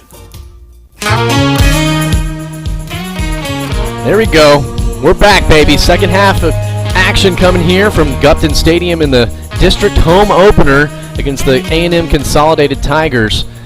And Cedar Park in an absolute battle here. Thankfully to Arp and Suber for connecting on that 12-yard 4th and 9 attempt there. Talk about onions right there, coming up clutch, the two seniors, to get this to a one-score game, and then the defense holding tough there, not giving up the big play to hold on to this one-possession game, and we're going to be sending it deep. Again, Ben Ramos, number 20, on the field, set to kick it. He's been pooching it every time he's been out there. But Cedar Park, for as ugly as the first half as football as that was for this particular team this year, still got a shot at this one. So take it one play at a time. As we're going to set to kick it off from the south to north end zone. Number 9, Trace Meadows, their do-it-all guy, standing at their own 25. He's been the up back that's been catching most of these. And it's going to go to Trace Meadows. And he catches it at the 20-yard line.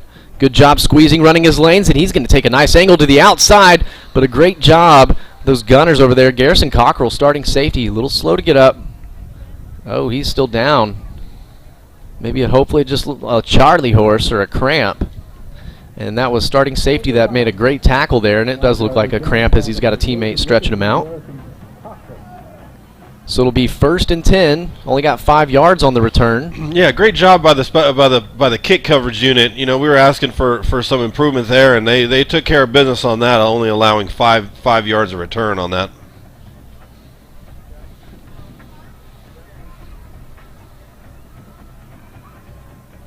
So 1st and 10, backup quarterback still in. Haven't seen starting quarterback number 2, Will Hargett, the junior, in quite some time. So number 6, Poling, is going to drop back to pass, dump it off to his running back.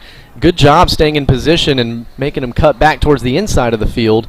And that was number 34, Logan El-Hitame. Yeah, try to set up a wide receiver screen over there, and that was sniffed out pretty well by the Black Rain. Only a pickup of a yard there, 2nd and 9. Keeping everything in front. They had their score from punching it in with Meadows, but then they also had that little dump-off screen that just got reversed field untouched as Poling bumps over Vines. And they're going to give it to Vines up the middle. He fumbled the football. Did Cedar Park get on that? Is that another sudden change? Looks like it. The Black Rain giving the offense a gift here in the second half. A quick fumble, and that is number 15 from the Tigers. Cameron Vines slow to get up. That was a collision there. Oh, that was a huge hit. Hopefully I don't know if they'll show the replay, but I wanted to see the Timberwolf that got credit for that. And looks like Vines is hurt pretty bad. So we're going to go ahead and take a commercial break as Cedar Park now gets to start to plan their first possession here of the second half, trailing by a touchdown with their best field position of the night. Changes everything. Cedar Park football on the Vype Live Network. An atmosphere of Toscano Italian Kitchen. Founded with a passion for creating innovative and exciting culinary experiences, Toscano Italian Kitchen pushes the boundaries of traditional Italian cuisine while embracing the unique flavors and ingredients of the Lone Star State. Whether you're joining us for a romantic date night, a family gathering, or a casual dinner with friends, our restaurant combines the rustic charm of Italy with Texas's renowned hospitality and friendliness. Toscano Italian Kitchen is a proud sponsor of Cedar Park High School Athletics. We'll get you back, Toscano's. Got to start to the action right here. 1st and 10 for ARP and the troops.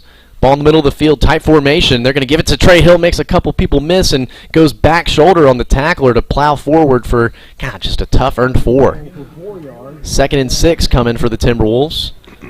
Definitely, work the run game. That's what, is keeping this offense and this train moving this season. Had 2 straight 100-yard games before meeting the defense tonight. It's going to be the receivers that make big plays for us. As Trey Hill, defensive pressure, gets blown up right at the line of scrimmage, so no gain, brings up 3rd and 6. Quickly back to a 3rd down. Yeah, trust your playmakers on the outside. They're making good catches. We had Carter Wohl open on the sideline. That gave us a very third and short. And then again, Blake Suber, that 50-50 ball. Man, it seems like every time he gets those, they're like 80-20. Ball on the right hash, 3rd and 6 as Suber in motion, stacks the inside receiver. Suber, that was the good. Art found the right person to throw to, which was Suber, but it was low and behind him. Yeah, he had some pressure coming at him right there, and they just weren't able to connect. 4th and 6 now.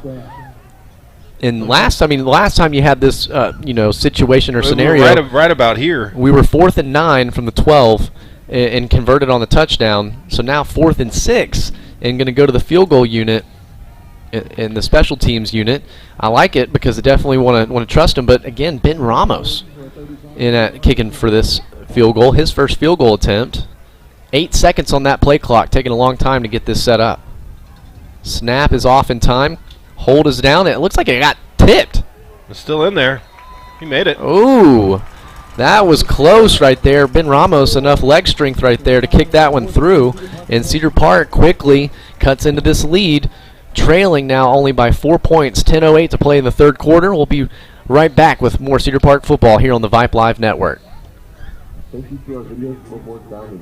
At Sewell, building relationships, not selling cars and trucks, is our first priority, and it has been for more than a century. Customers for life, that is our aim. Generations of customers have bought their vehicles from our dealerships. The secret is in how we treat others and each other. Sewell is still the family-owned business it always has been. You never get the feeling that it's just business. A sense of family and the importance of long-term relationships always come through. You can experience our service in the Austin area at Sewell Land Rover and Jaguar at 13910 620, just a mile east of 183. Welcome back to Cedar Park Football here on the Vype Live Network. Thanks to Randy Fry hanging out as our QA, and to my broadcast partner. He got back from his shift at the concession stand. He does so many jobs. Cecil Kokenauer bringing you the stuff here. I thought it was homecoming this week. That's next week when we take on College Station. Again, we had both of those games last year on the road, so get them both here at the GUP. Back to back, man. That was a heck of a week. That was. So Cedar Park, again, starts off defensively, forcing College Station to fumble, or A&M Consolidated, and so able to get points out of it this time, as this one's going to be pooched. Meadows coming up to receive it at the 25, trying to hug the sideline, breaks the tackle, and Garrison Cockrell standing him up. God, Trace Meadows, number 9, that dude he's tough to bring down. Yeah, that was a fight right there to bring him down, but he was able to do it, and we got another injured player on the field for Consolidated. Looks like number 24, Niall Evans, the senior, and he'll go down. We'll take an opportunity to take it with them. Got to give thanks to our sponsors, because we're going to be going for the rest of this game for sure. Cedar Park Football here on the Vype Live Network. Welcome to the warm and inviting atmosphere of Toscano Italian Kitchen. Founded with a passion for creating innovative and exciting culinary experiences, Toscano Italian Kitchen pushes the boundaries of traditional Italian cuisine while embracing the unique flavors and ingredients of the Lone Star State. Whether you're joining us for a romantic date night, a family gathering, or a casual dinner with friends, our restaurant combines the rustic charm of Italy with Texas's renowned hospitality and friendliness. Toscano Italian Kitchen is a proud sponsor of Cedar Park High School Athletics. Located at Lakeline and Cypress Creek, we're open on game days with happy hour specials from 4 to 6 p.m. We also offer catering for groups of 10 to 1,000 and a private dining room for parties and gatherings. So whether you're a fan of traditional Italian dishes or eager to explore the creative combinations of our Italian with a Texas twist menu, we offer something for everyone. Come and experience the fusion of two culinary worlds in the inviting and welcoming atmosphere of Toscano Italian Kitchen. Oh yeah. You're killing it on the vibes tonight. We got a lot of action going down here at the GUP. Cedar Park already getting 3 points back onto the board, cutting the lead only to 4 for the Tigers as they take over their second possession from their own 37. 1st and 10. Cedar Park got trips receivers to the left, so they only got 3 and not showing any pressure as Cameron Vines gets the call. He was down injured on that last fumble, so good to see him getting the rock already again. He's not hurt. Some scores around the area. Coach Absick in a really tight one at halftime, 56-0. Oh, Barbers Hill right now, and they're taking on Goose Creek Memorial. 11 5A action. College Station on top of Eastview right now, 51-7. So this is going to be 2nd and 6 off of the 4-yard carry from Vines on the right hash. Twins to the left, one H-back on that right side of the line as a man in motion. It's a jet sweep action. They give it to Vines, and Logan Wickets there, showcasing that closing speed right there, getting him for no gain. It'll bring up 3rd and 6. Yeah, excellent job getting him from the backside and being able to wrestle him down to the ground. Minimal gain on that. Again, he's another one of these starters returning, and he was a starting sophomore. Got a lot of, or not starting, but he got a lot of playing time, showed a lot of good things last year, knew he was going to be a good anchor for this defense, and exciting that he'll be coming back, so to keep building on a great junior year that he's having. 3rd and 6, ball in the middle of the field, Twins to either side from the gun, Vines just to the left of Poling. Hard count as he checks with Vines. Low snap, fields it. Good pocket for him to throw from, and he's got an open receiver, but broken up by number 1. Cody Manning says, no, sir. Oh, I want to say thanks to the ref because I missed a field goal score for Cedar Park, so I'm going to update my scoreboard right here. Yeah, let's update that for the fans back home. Oh, yeah. Excited. Thanks, Rev. Thanks, Fry, from the crow's nest of the broadcast, making sure we're sounding good as our QA. That's why we have them. That's right. So a quick 3 and out after following a 4th down, or excuse me, a fumble on their second play. So the Black Rain coming out playing some great football here. Slow snap to get there. Looks like Cedar Park going to set up the return as Garrett Nichols able to field it. God, does a great job catching that. Makes a man miss on the sideline, but just does a good job of not wasting time, getting as many positive yards as he can. So Cedar Park takes over 1st and 10 from their own 27-yard line. Good punt there by A&M Consolidated. But this is what we wanted. We wanted Cedar Park to, last possession they had great field position. Or check that. Oh yeah, we did. We were down at their 21-yard line. So we gotta put a long sustained drive here. And we'd love to see what the second half adjustments were. Yeah, and the Black Rain did what they needed to do right there and get that. I want this solo receiver on the sideline. Get Blake Suber the rock right here. 1st and 10. They're going to give it to Trey Hill up the middle. Navigates through and carries a defender. A solid gain of 5. The sophomore, man, he is tough to bring down. 2nd and 4. They give him 6. And I like the formation. They are still, really working the ground game. I'm telling you, the receivers are going to continue to make big play after big play. Just got to give ARP time and a clean pocket. 2nd and 4, 7:45 to play in the third, and oh my gosh, Consolidated blew that thing up. Number 26 coming off the bottom of the pile for the Tigers, Ethan Walton, the sophomore. Yeah, nothing happening there. That play was dead right at the line of scrimmage. No gain there. The 9th third down attempt tonight for the Timberwolf offense. They've only converted 1. And this is actually a 3rd and manageable at 3rd and 4. Twins to either side. Pecci is the inside slot on the left side. ARP, hard count. They're going to get the free play. They're going to take a shot down the sideline. Suber's there! He's inside Tiger territory. He's got a man to beat. He gets swung down all the way down to the Tiger 15-yard line. That is a favorable spot. Let's see where that is. It's got to be on the defense. They'll take the free play, and Suber gets his first big snag down the sideline following up that touchdown grab in the first half. Yeah, we're going to decline that one. Yeah, we're definitely going to decline that one. So Cedar Park with a big play right there, and a good job from the seniors just to know when you have the free play. Being able to, that they're practicing that. Hello. So exciting to see that. So 1st and 10 for the Timberwolves, and they're in the red zone at the 19-yard line. Pecci is your H-back on the left side of the line. Also got an extra tight end on that side. So heavy on the left side of the line. Got one solo receiver to the right. Trey Hill does a good job of working it outside, and then cutting upfield last second, getting It's a nice 5-yard gain again. We'll take that gainer. Cedar Park now moving with a little pace, a little confidence on the offensive side. Sorry, they give him 4. That's okay. We give it 5 on the effort as Hill kind of chops his steps right there, and man, there's a host of Tigers there to stop him for just a gain of 2. Brings up 3rd and 4. 6:30 to play here in the third quarter. Cedar Park's second possession of the half, and again, the Black Rain has just been giving them great opportunities in field position all night. From the pistol formation, Trey Hill on the run to the left side, got great downfield blocking on the outside, man, number 84. That'll move the chains. Let's keep it clean right there in the middle of the field. We cannot have a personal foul right there, and I love that the officials let that play out. But again, number 84 from the Timberwolves, tight end on that side, Ethan Ludke, had a great block, got inside and out, and just created a huge lane for Hill to get through.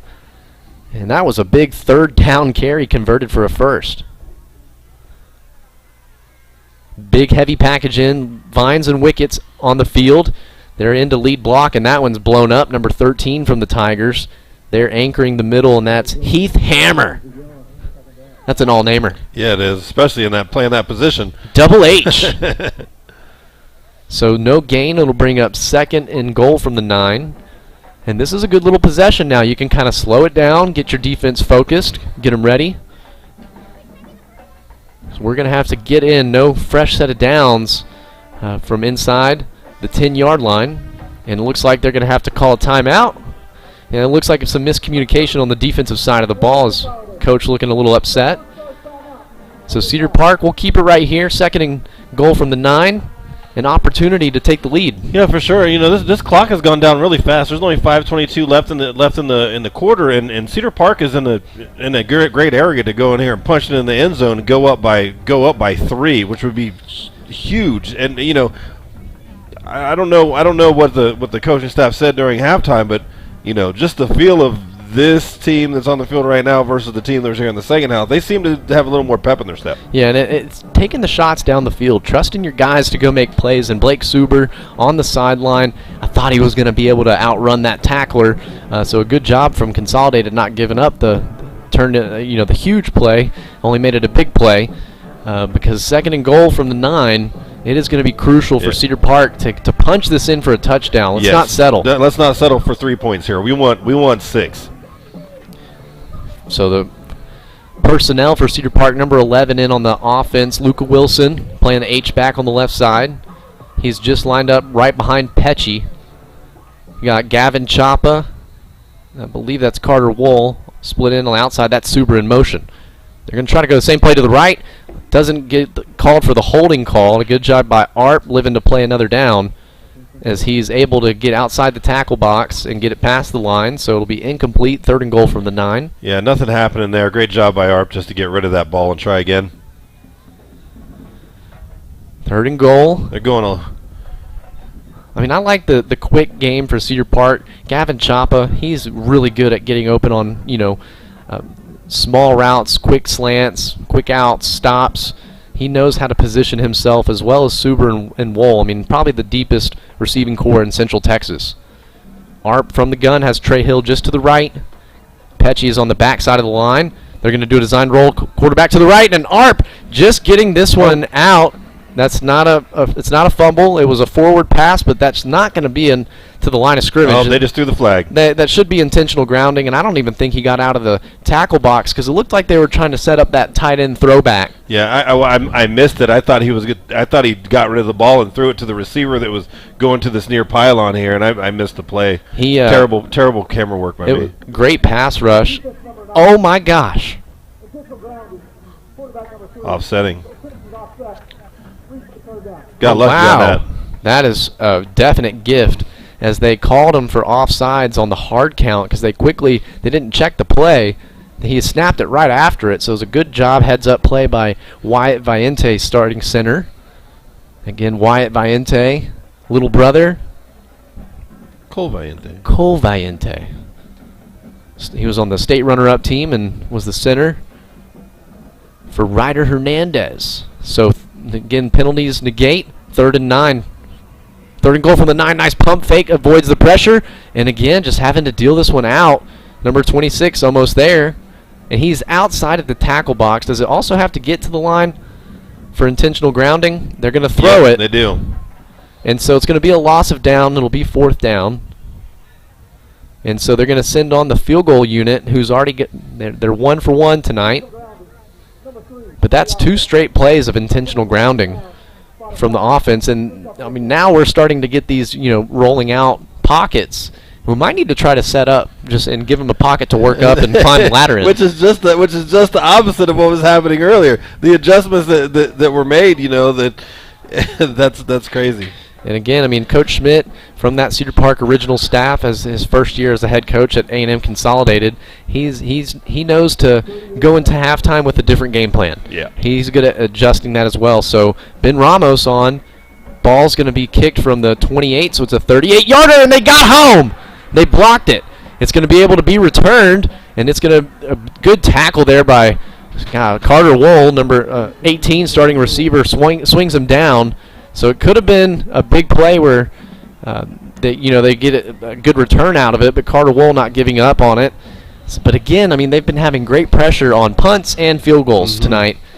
Got to take that job seriously and not letting them through, but then also Ramos got to make sure that his cadence and making sure timing is right on his approach. It looked like he was a little slow to get to the ball. So that's going to be a blocked field goal on an 8-play drive that started from our own 27. Hate to leave no points on that one. Yeah, you have to come out of that with something. Here we go. A&M's up to the line now, and we're still trailing by 4. 4:52 to play in the third. Third quarter taking a long time as Cameron Vines gets the call. Couple Timberwolves there. Grayson Alex off the bottom of the pile, as well as Yaheem Porter. Gain of 3. Cedar Park still having all 3 timeouts. A&M Consolidated burned one on that last possession. 2nd and 7 from their own 36-yard line. Again, Cedar Park, Black Rain has given them 2 great possessions to start, one with a short field and then one 3 and out. Cedar Park has got to have another big possession right here on the defensive side as Poling drops back, steps up into the pocket. Here comes Logan Wickets, and a receiver open on the sideline, but busted up there by the junior Garrett Nichols. No flags on the play. That was just execution. Injury timeout. Injury timeout. Now, I think that's the quarterback. That is Poling, number 6. And so I did see number 2 put his helmet on, Will Hargett, and he was starting the game. And the junior, God, it doesn't look like he has any pads in his pants. Number 2. Does he know the Black Rain is only getting geared up now? They turn it to another level in the 4th. Those look like shorts. Yeah, that's an interesting decision. I would definitely put some extra padding on him.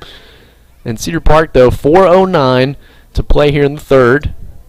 And they've got a 3rd and 7 for the Tigers coming up. Quarterback Poling able to get up under his own power. I didn't see the release. I'm sure he got tattooed on it. So Hargett, the junior, coming in. It's going to be from the shotgun. Ball's on the right side, middle of field, with trips to the left. One solo receiver on the right side. That's the sophomore who looks pretty dang electric with the ball in his hands. Hargett gives it to Vines up the middle. He's got a huge hole. Oh, my goodness, boys, we got a tackle. He outruns 2 tacklers and oh, my goodness.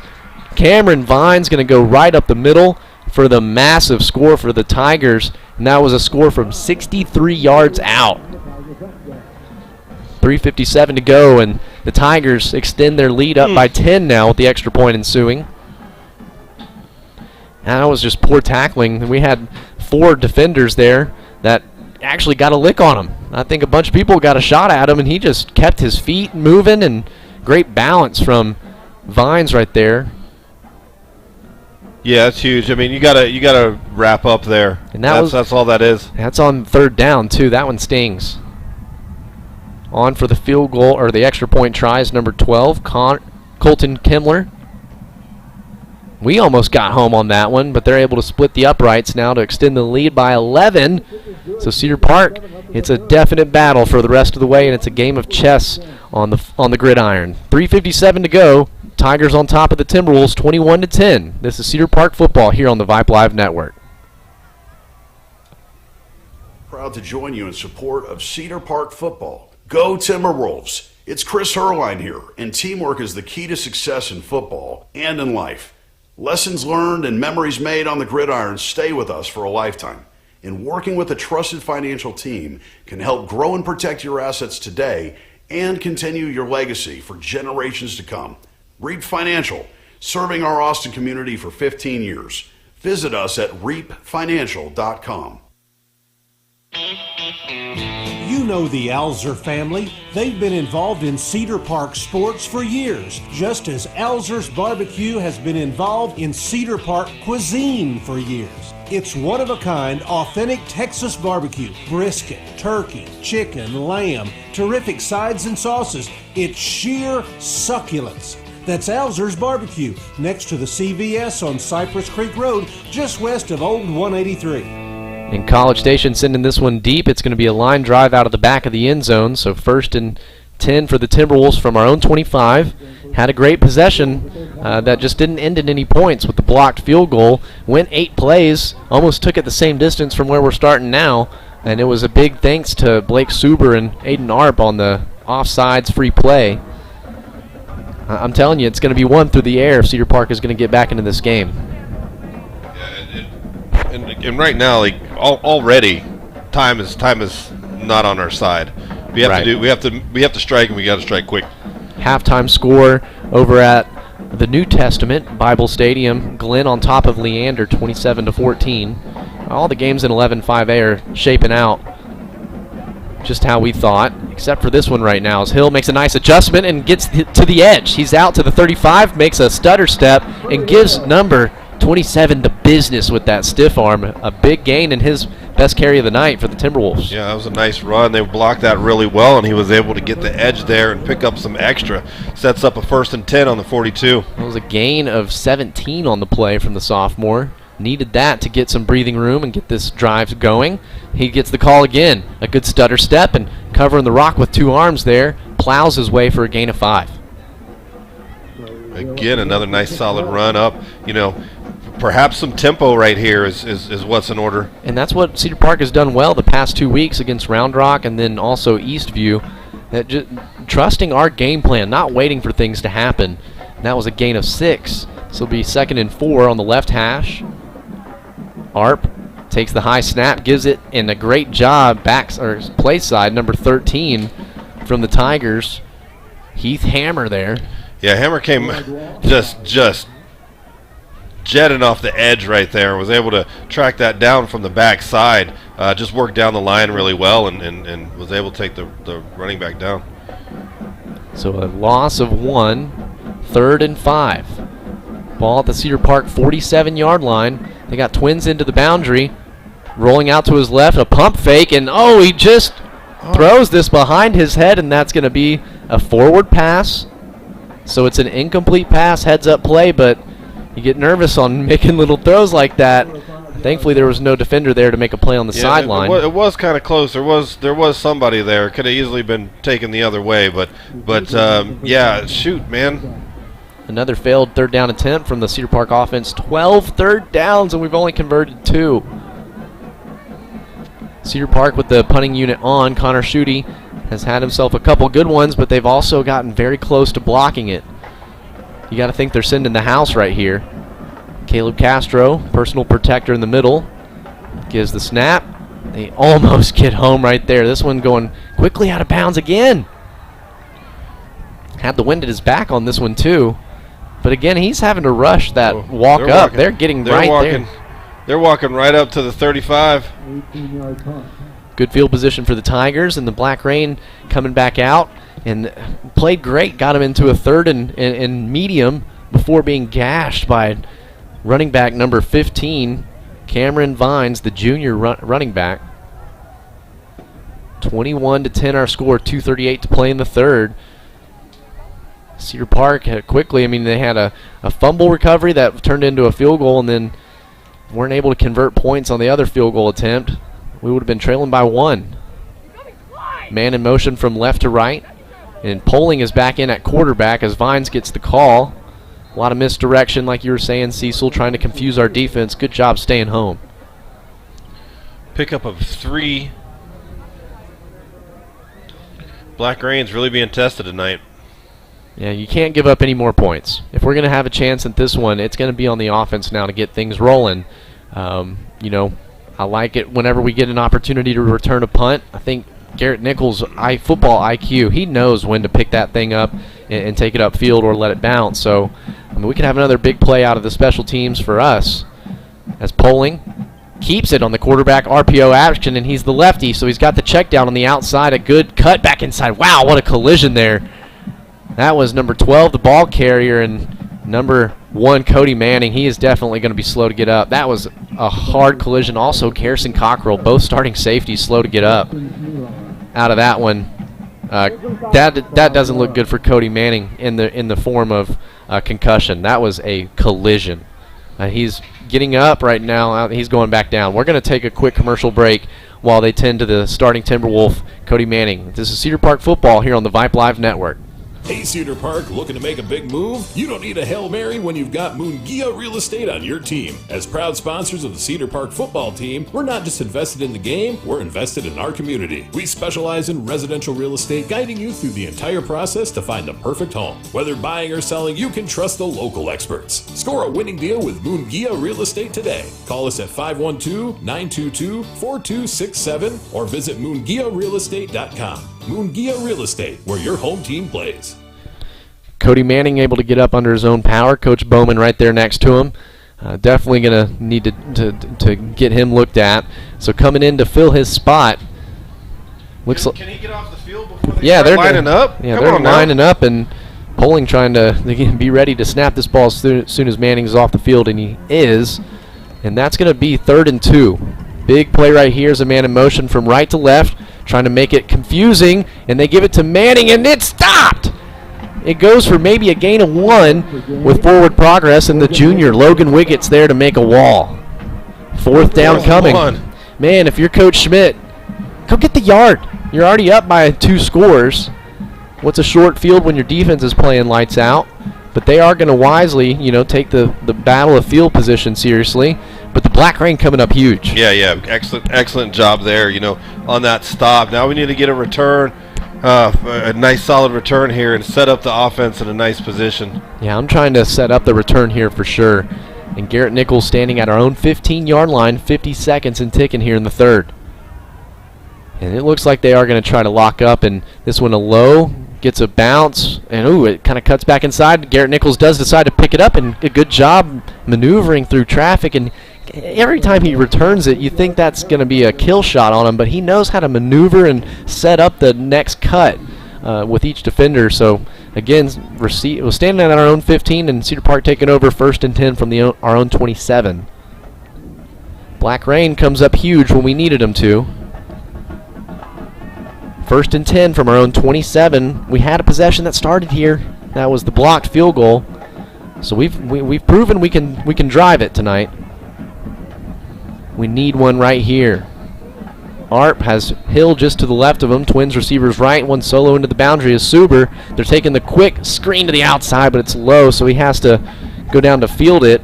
If he catches that on the run, it could have been a gain of 4 or 5 before going out of bounds.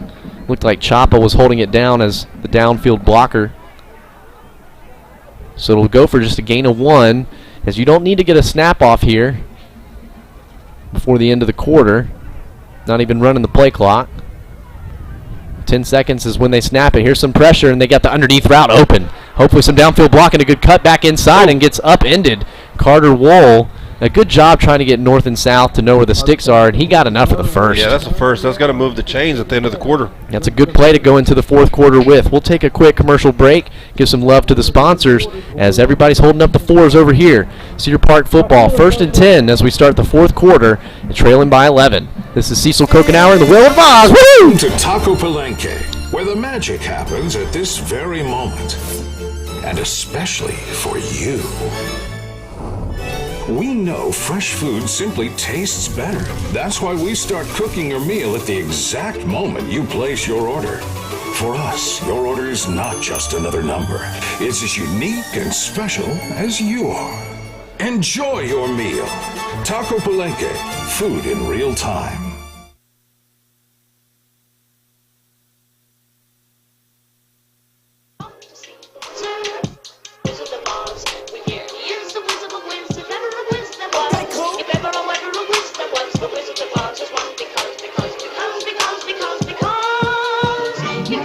Let's go. Cedar Park football. Everybody at home watching. We need the standing room only right now. A big possession here for the Timberwolves and a good catch by Carter Wool and a physical play to get that 1st down to give us a fresh set of downs to start things off from our own 37-yard line. And Cedar Park got quite the uphill battle in front of them, but this team is resilient, and they're showing a lot of it so far tonight. Trey Hill gets the call right at the middle. He gets a nice little gash play there. Not able to break that tackle, but a solid gain of 4 on 1st down.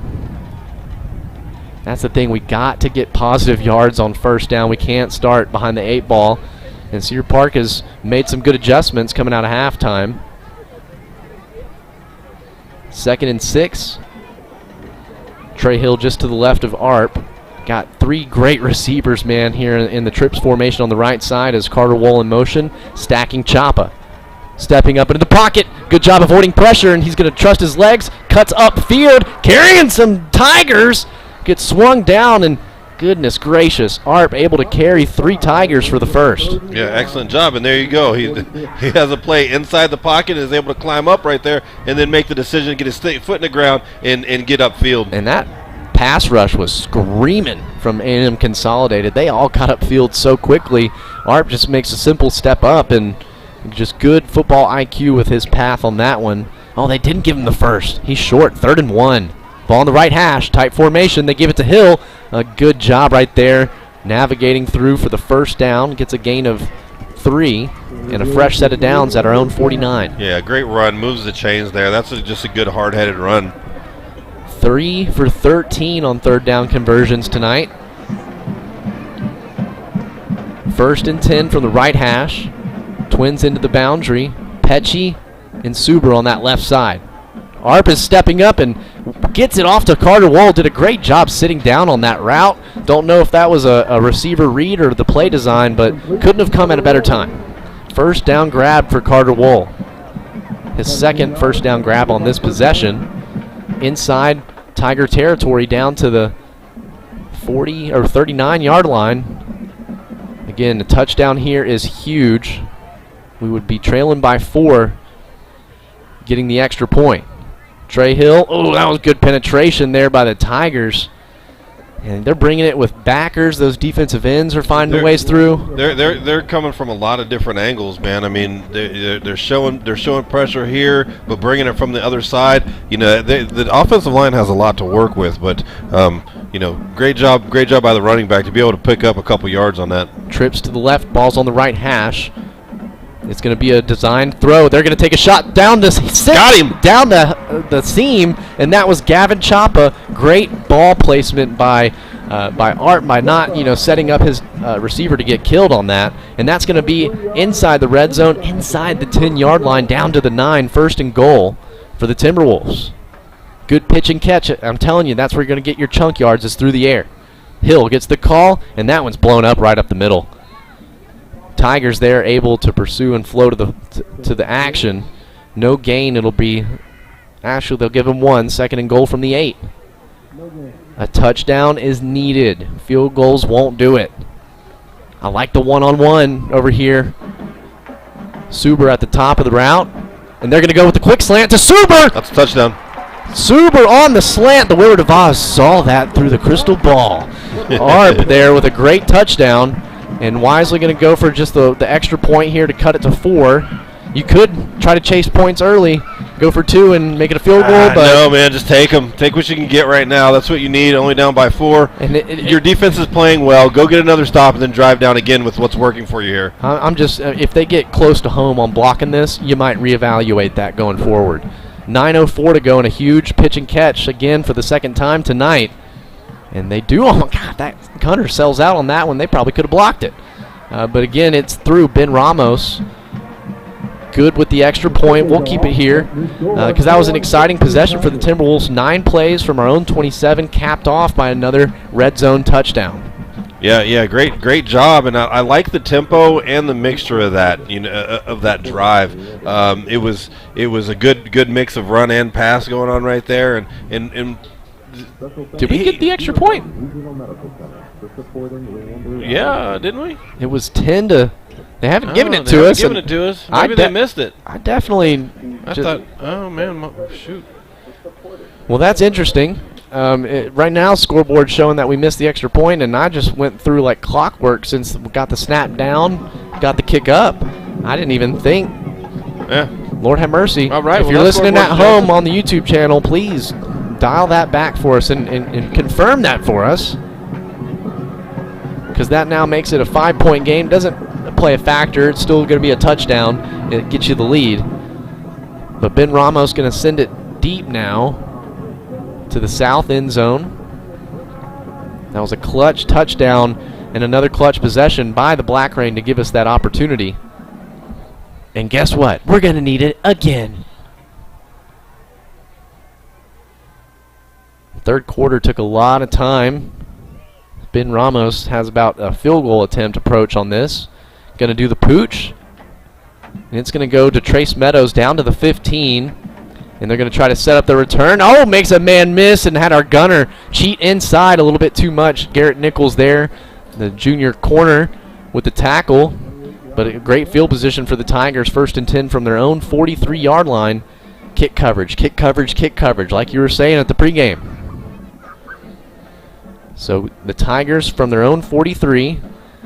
They had that one big play for the touchdown, but in the second half, they really haven't found anything else working for them. Not much. And as a defender, I'm thinking rip the ball. Get the ball back somehow, one way or another. You've done it twice already. Yeah. From the shotgun, Poling has Cameron Vines just to his right. And they're going to give it to Vines and breaks the tackle, but a great job cleaning that up. We'll wait to see that number of the Timberwolf defender. That was our Vines. Reed Vines there with a gain of no gain on the play. 2nd and 10, 8:40 and ticking in the ball game. Cedar Park trailing by 5, 21-16. Had a phantom missed extra point that me and Cecil didn't see. 2nd and 10 from the left hash, 43-yard line. Got trips to the field side. One solo receiver. That's the sophomore. Ooh, that's a false start by the sophomore. There it is. They finally called it.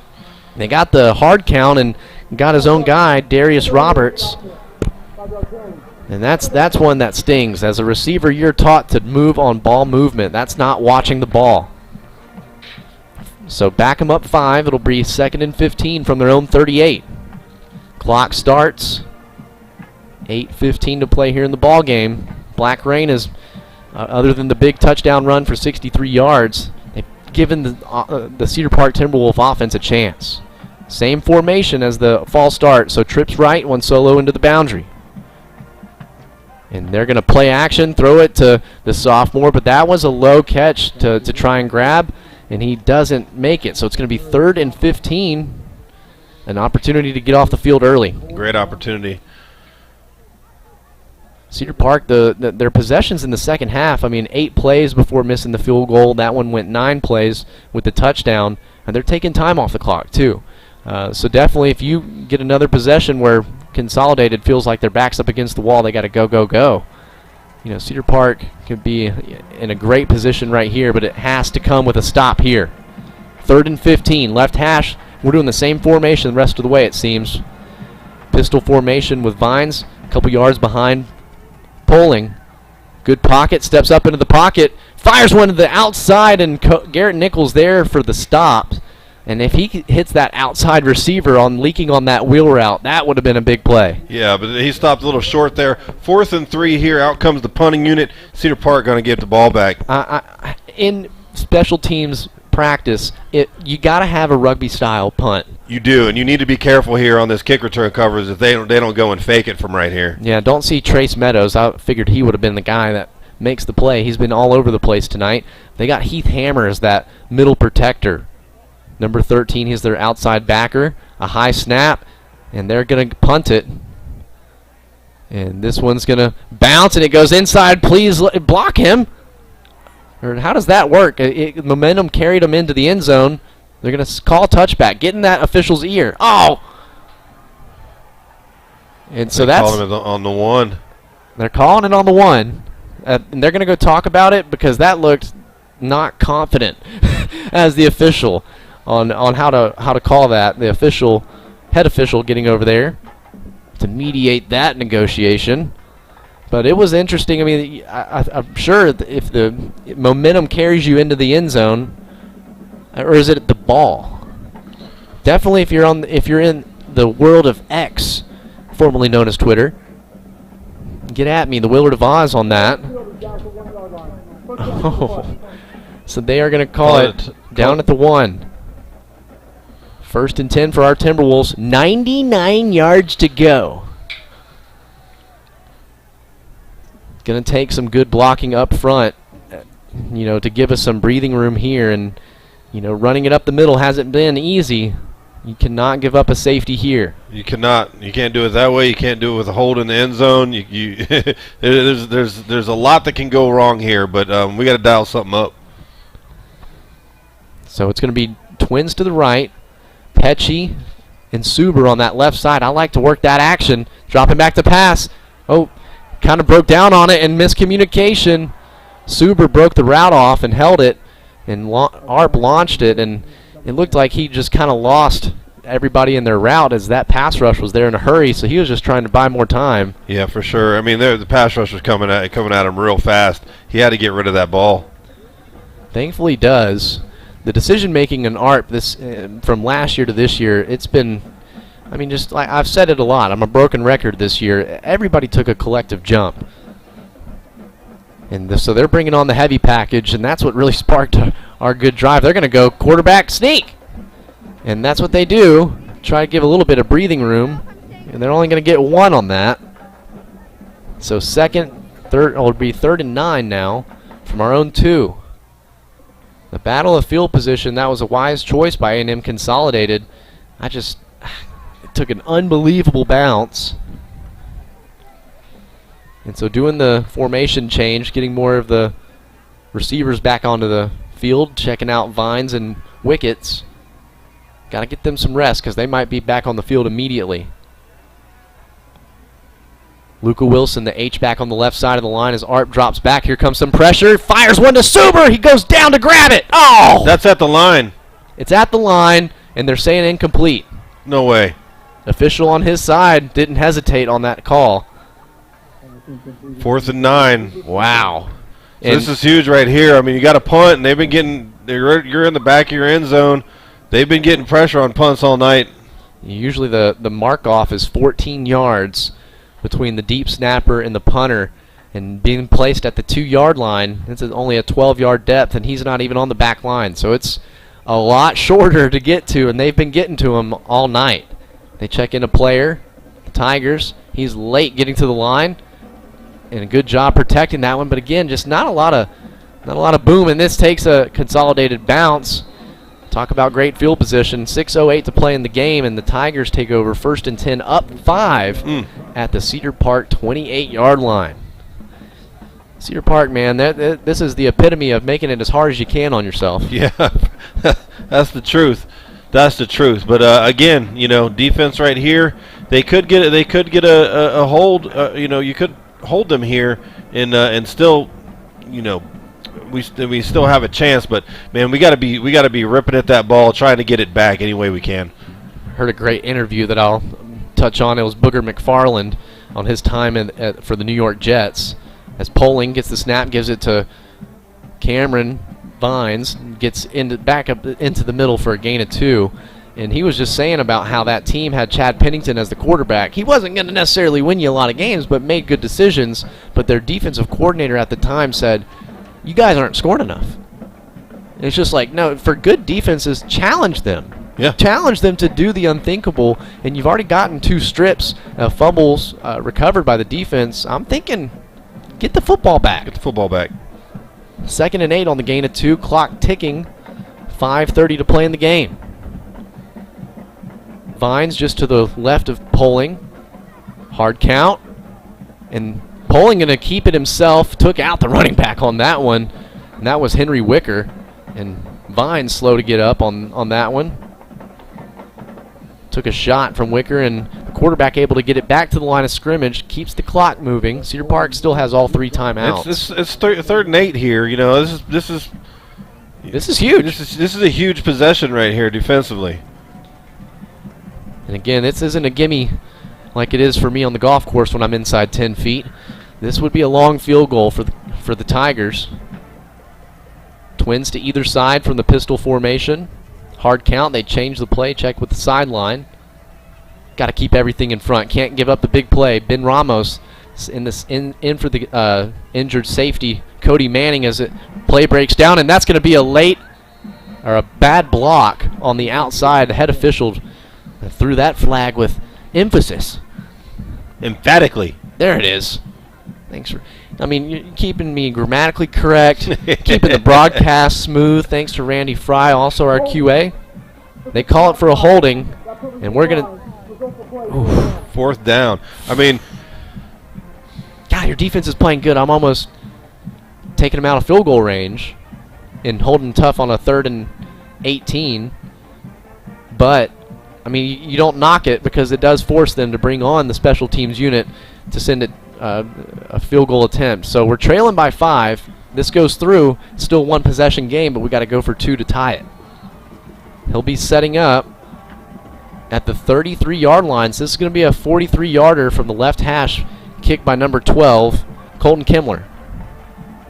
A low snap, and he gets that on the tee barely, and there's a flag. Waves it dead. False start. Back him up some more. Backing him up, 5. So there's half of that holding penalty yardage. Man, we'll take that gift for sure. That was a late flag, but, I mean, they were blowing it dead. That's a huge play. So it turns that 43-yarder into a 48-yarder. That's a lot different. Oh, that looks a lot further. That's like the NBA 3-point line from the high school 3-point line. For sure. They're going to go for it, though. I mean, he had the distance. It was a low snap and a good job of getting that laces out. I was the king of laces out at Cedar Park. Better than Cole Kruger. Up for debate.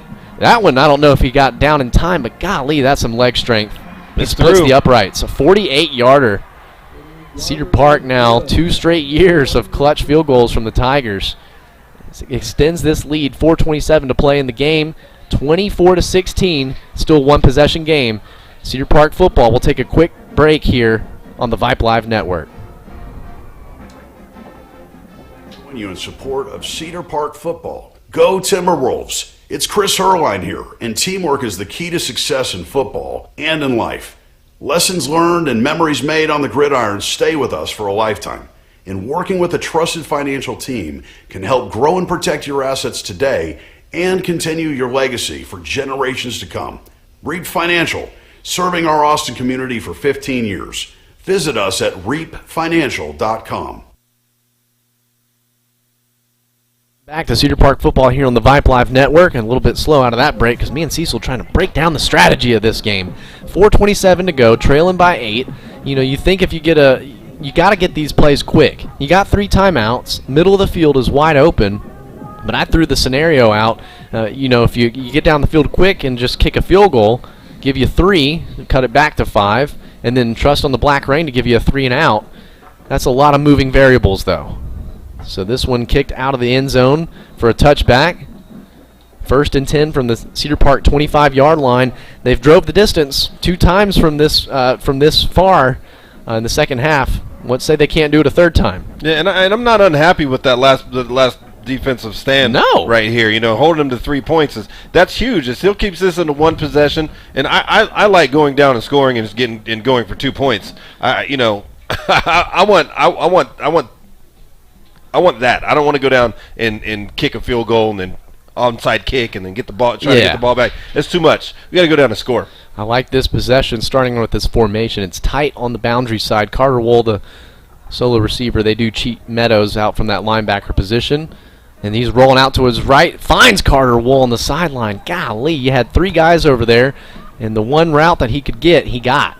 Carter Wool a catch for 6. Check that 5. We'll bring up 2nd and 5, and he's out of bounds. Stops the clock at 4:21. Yeah, every play matters, but again, you do want to keep your tempo. Twins to either side, tight formation on that field side. Underneath route is Blake Suber. Arp rolling out, bailing, and he does get it to Suber. Stretches out for that thing, and he does go out of bounds. He gets 2 yards. They'll give him 3. Hey, it sets us up with a 3rd and short. God, I love these receivers for Cedar Park. Never afraid to stretch out for it, knowing there's contact on the other side. Suber he's having a great game. Had 2 touchdown receptions tonight, and gave us a really good opportunity on this 3rd and short as we bring in the heavy package. From the shotgun, Trey Hill just to the left of Arp. They got 12 men on right now. Yeah, snap the ball. Like I'm sitting over. He can't let him. He's not allowing the sub. And so Hill gets the call. Kind of stutter steps a little bit too much, and forward progress. They're going to mark him just short. Ow! They kind of ran that back. They marked him real short. Yeah, they did. They're saying they just barely got a yard, so it'll be 4th and goal or 4th and 1. Clock is still moving. 3:55 to go. You got to go for it. I'm not doing the quarterback sneak either. I like this opportunity. And I'm telling Art, man, or actually I like the quarterback design run where you get Trey Hill as a lead blocker. Here we go. 4th and 1. Right hash, 34-yard line. Hill gets the call, and he's got enough for the 1st. No question there. No question. Sophomore doesn't leave it for a judgment or a measure. Gets the fresh set of downs, and the clock is going to start moving when they get set. 3:32 to play here in the ball game, trailing by 8. A big play right there from the sophomore. And again, his stat sheet isn't going to be lighting up with long carries, but they've been tough yards earned. Here's the snap on the right hash. Great defensive pressure and tipped ball, but Gavin Chapa trying to pad the stats right there, tipped it back to himself. You can't get 2 receptions on that, sir. Just 1. The way to stick with it. That also moves the chains and stops the clock. Great job by Arp to stay back in that pocket there. He had a defender coming free off the edge, and he stayed in there and delivered that ball well. And moving the pocket isn't there. I think that's it. He's going to have to trust his instincts, staying in the pocket, trusting his footwork. Dropping back to pass, takes a shot to Chapa again over the middle, makes a man miss. He's inside Tiger territory. I like how this tempo's running now. What a throw! Threaded the needle. Great job by Arp, and he's found Chapa a bunch just running the seam. It's got to be his 3rd one of the night, and now flipping the field. I like this setup. Trips to the left, Carter Wool, the inside receiver. They're going to throw him the quick stop route. And a good job by Trace Meadows there to lay a nice hit on Wool, but forward progress gives him a gain of 4. 2nd and 6. Yeah, nicely done. Just finding the soft spot right there, sitting down and able to pick up a few yards there. And I like this. Cedar Park still having all 3 timeouts. Clock at 2:20 to play. Ball on the left hash. Twins receivers to the right. Chapa is the inside receiver. Bringing some pressure. Good job on the O-line. Stays in there to throw one deep, and let's see if it... Oh, man. If that cornerback keeps his feet right there, he could have had an interception in the end zone. And he's injured on the play. Don't know if that's a cramp or... that looks interesting as he's grieving in pain. And so 3rd and 6 is the down and distance we'll have as we take a quick commercial break with 2:10 to go, trailing by 8. We need to keep this thing rolling. This is Cedar Park football here on the Vype Live Network. At Raising Cane's, we focus on being the best at one thing and getting it right every time. Which is why every chicken finger meal we serve is marinated, hand-battered, cooked to order, and made just for you. Quality isn't complicated, and our menu is proof. Raising Cane's chicken fingers. One love.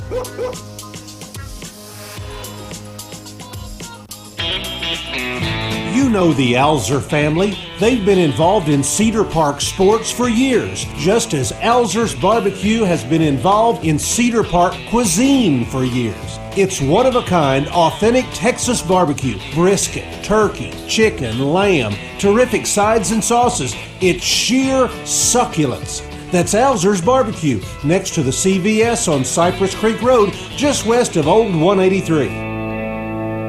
Back to the action here, live from the GUP in the district home opener against A&M Consolidated.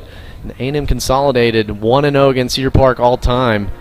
And the big 3rd and 6 right here. You're thinking 2 plays to get you 6 yards for sure, because we need a touchdown and a 2-point conversion to send it to overtime.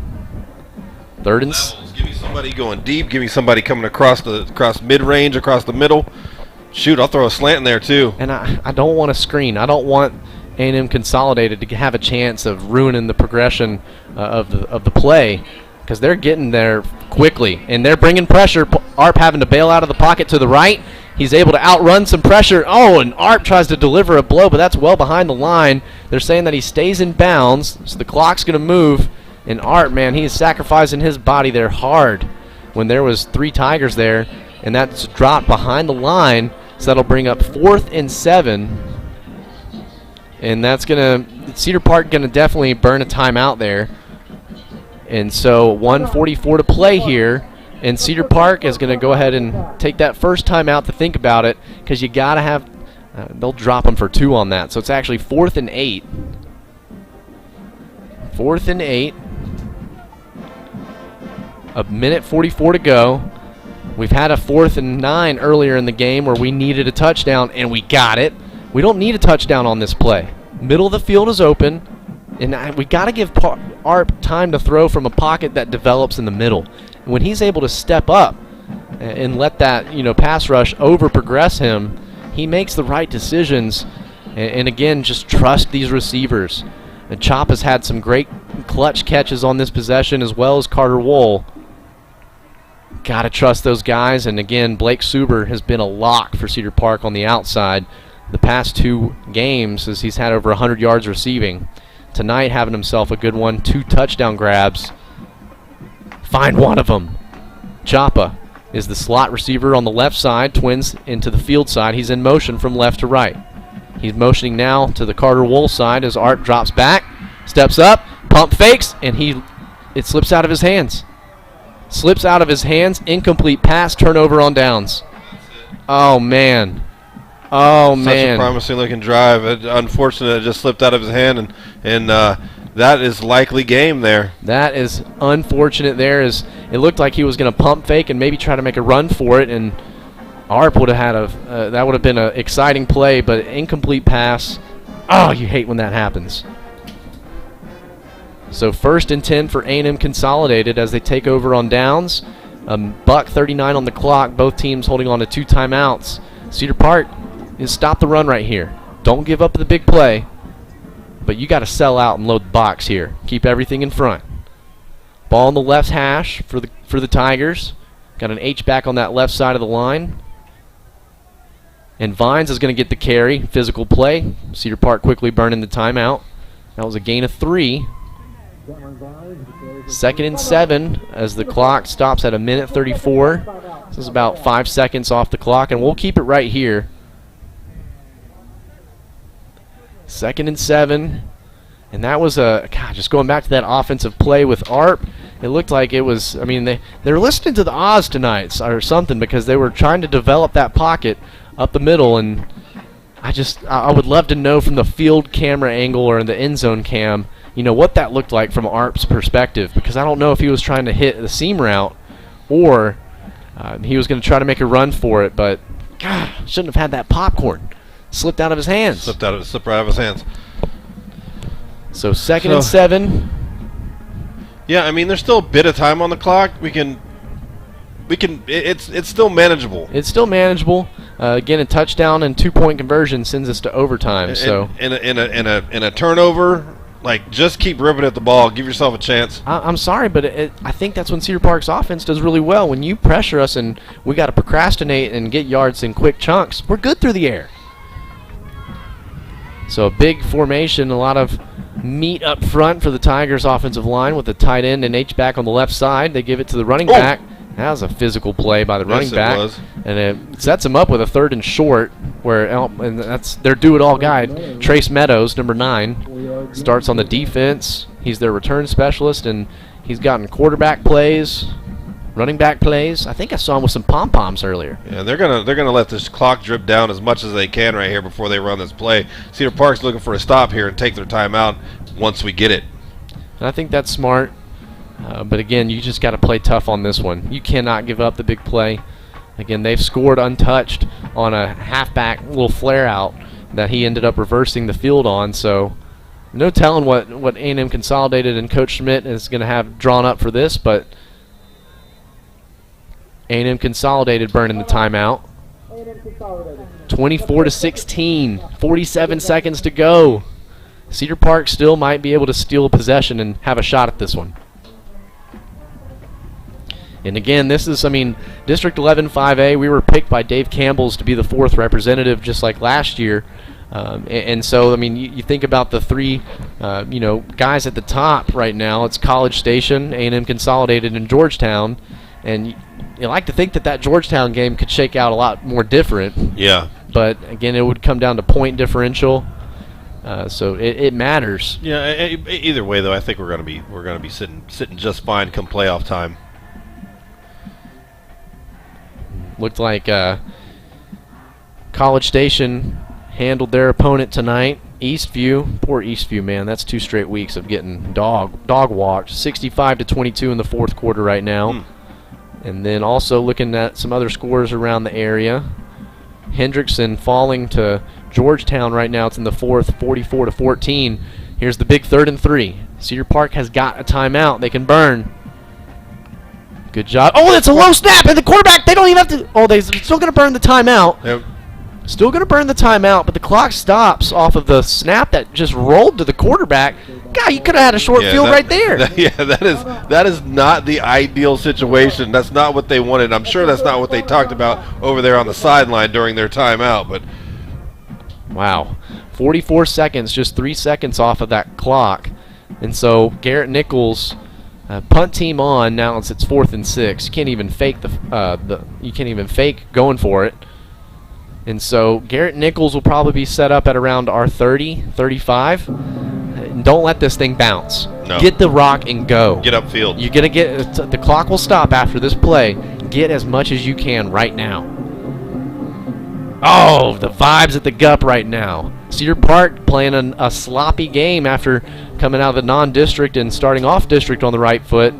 Water always seems to find its level, but Cedar Park still has a shot at this thing. I like what they're doing now. They got Garrison Cockrell and Garrett Nichols set to receive. Again, just splitting the field in half, and then you get a personal. Then you get a nice blocker by either one of them. And it's take the first threat for sure. Love having those defenders back there, as they're not afraid of the contact.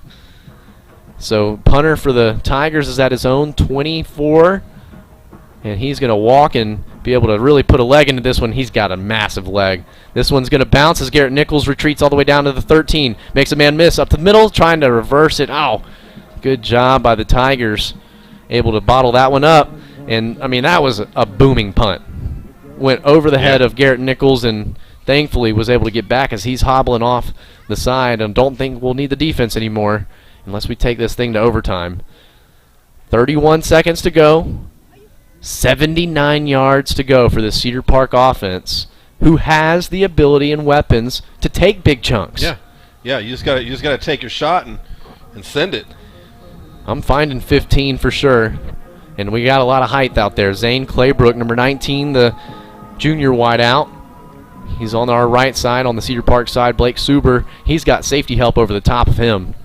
Zane Claybrook. Oh, that's a free play. That's a free play. They're going to try to go to this junior Zane Claybrook. That's Carter Wall. He comes back to it and catches it.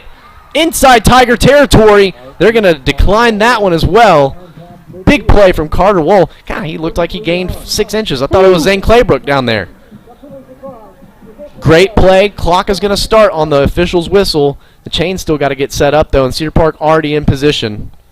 Ref standing over the ball. 1st and 10, Tiger territory, 20 seconds and ticking. Oh, what happened here? We get a clock or play stoppage by the officials. No sign of a. What's the clock going to be adjusted to? That was like a free 5 seconds. Yeah, they that need to went put off. more time on the clock. Oh, there they go. Went from 18 to 23. 5 seconds added, and they're going to start the whistle. Go! They started the whistle on his. Clock on his whistle. Chapa now out of position going to the left side to make it Twins left from the pistol. Looks like they're going to reverse it.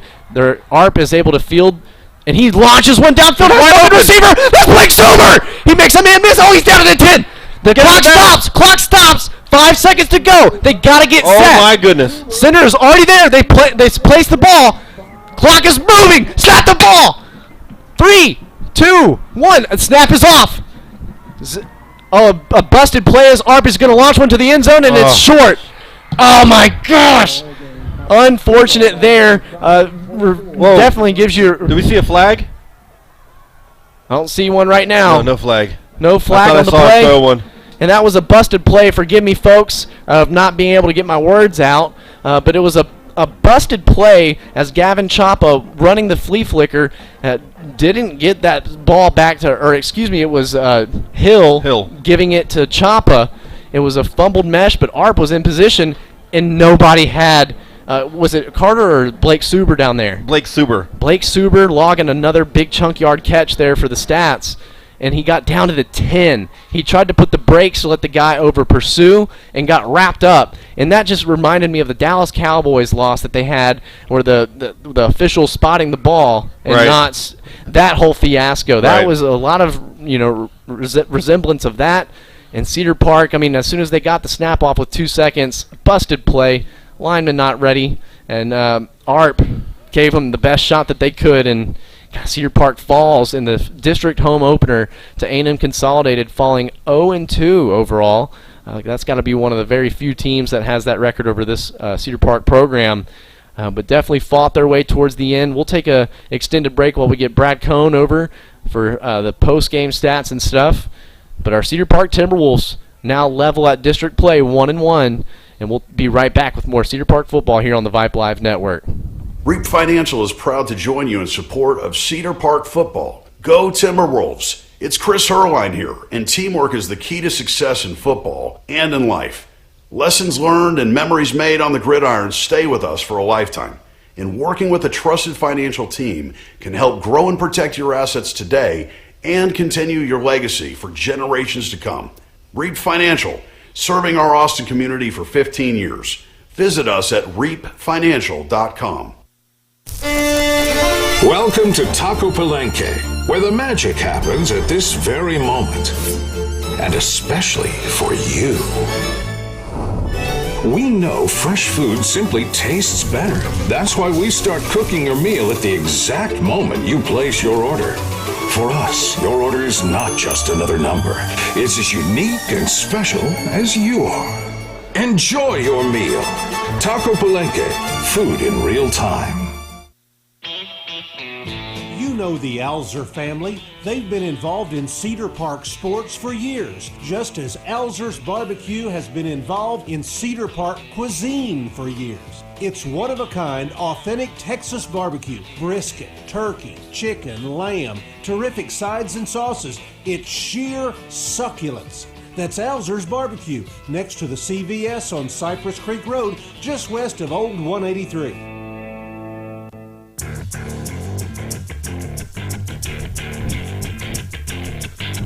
Welcome back. Post-game show. I'll have the stats for you. If you really want to hear them, you're going to be disappointed. We outstatted them in almost every category and lost the game. First downs, 16-8. Doubled them on first downs.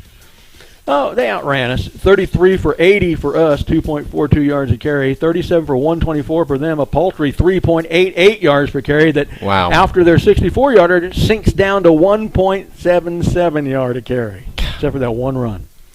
Arp goes 20 for 34 with 2 picks, should have been 4, for 263 yards, 7.74 yards per attempt.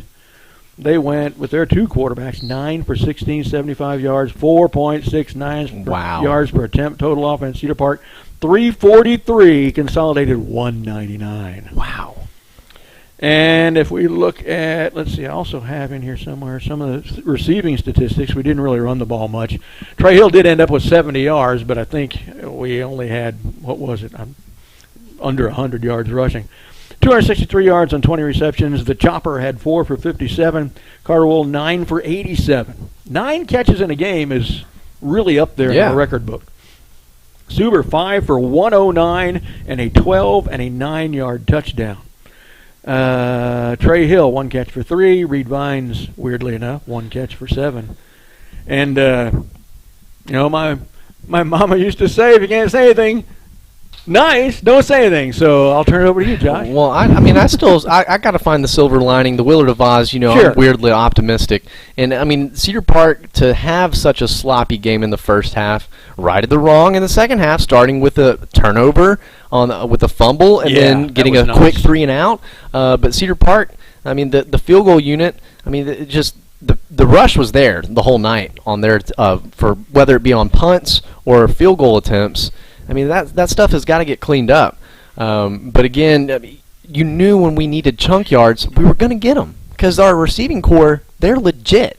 And so at the end of the game, when we have a shot, it's because we're running our 2-minute offense. We're running our tempo. Right. And that's when Cedar Park is running that way, it's hard to stop them. But I understand. Well, the past 2 games, Trey Hill over 100 yards. He's a workhorse in himself and had clutch third down pickup for a first down to keep us going on that last possession. Yeah. But just, I know listening to the playback, I didn't get any of that out on that catch from Suber. And just not able to set up that I understand. Able to get the snap off and have a shot. I don't know why we didn't come up. We came out with the ball with 4 or 5 seconds left. Why didn't we just throw it into the ground and have a stop clock and talk about that last play instead of rush something that just fell apart. And that's, I mean, hopefully that's where you take that to the film room, you know. And, I mean, Raheem Porter had himself a great night last week. I mean, that first touchdown that we gave up, I mean, he took the play fake and not staying true to his assignment and staying home. So there was a lot of good teaching moments. You don't want to say good because we didn't get the victory. But Cedar Park, though, I mean, they showed a lot of tenacity. This team never quits.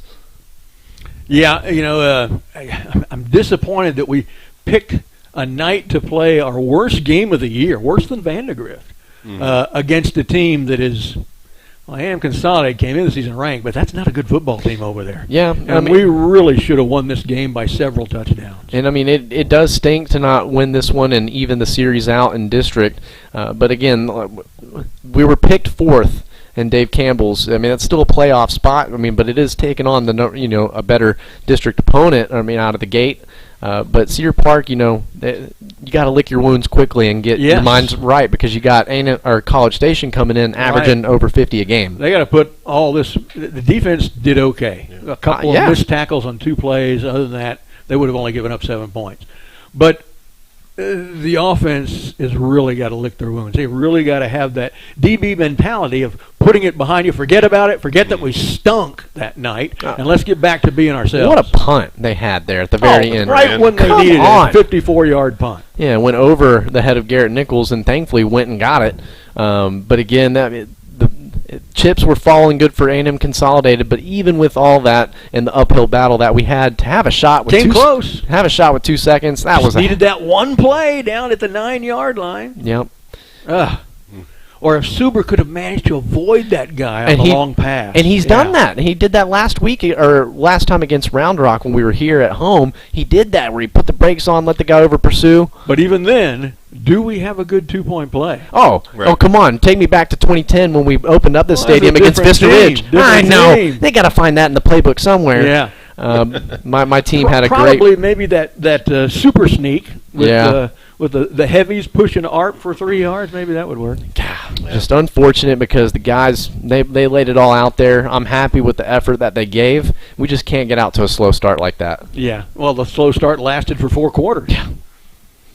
Cecil, any last words? No, yeah, y'all covered it pretty well. I mean, that was the end. The end got real exciting, and you know it's tough. It's a tough one. I mean, we did not do well on third down at all tonight. We have to clean that up as well. You know, we got 3 out of 15 third down situation. So that hurts as well. And I think if we're able to pick those up or some more of those up, puts us in a better position. But you know, the way that the boys battled tonight and stayed with it. I mean, all the way down to the last seconds, the last play. I'm not mad at it at all.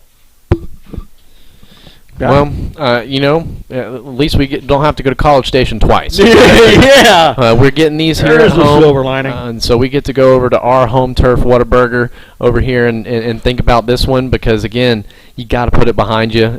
College Station picked number 1 out of our district, and they're putting up a lot of points. But they were doing that last year, and we had them in a battle with the team that, you know, wasn't looking like they are now.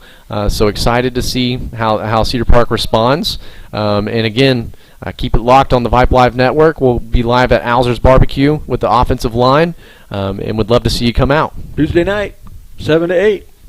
All right, so the Timberwolves stumble in their district home opener at A&M Consolidated 24-16. This is only the 86th loss in all of Cedar Park football history, spanning 25 seasons. Tigers go to 2-2 overall, 1-1 in district. Cedar Park goes to 3-2 overall, also 1-1 in district, but behind Consolidated, they'll own the tiebreaker.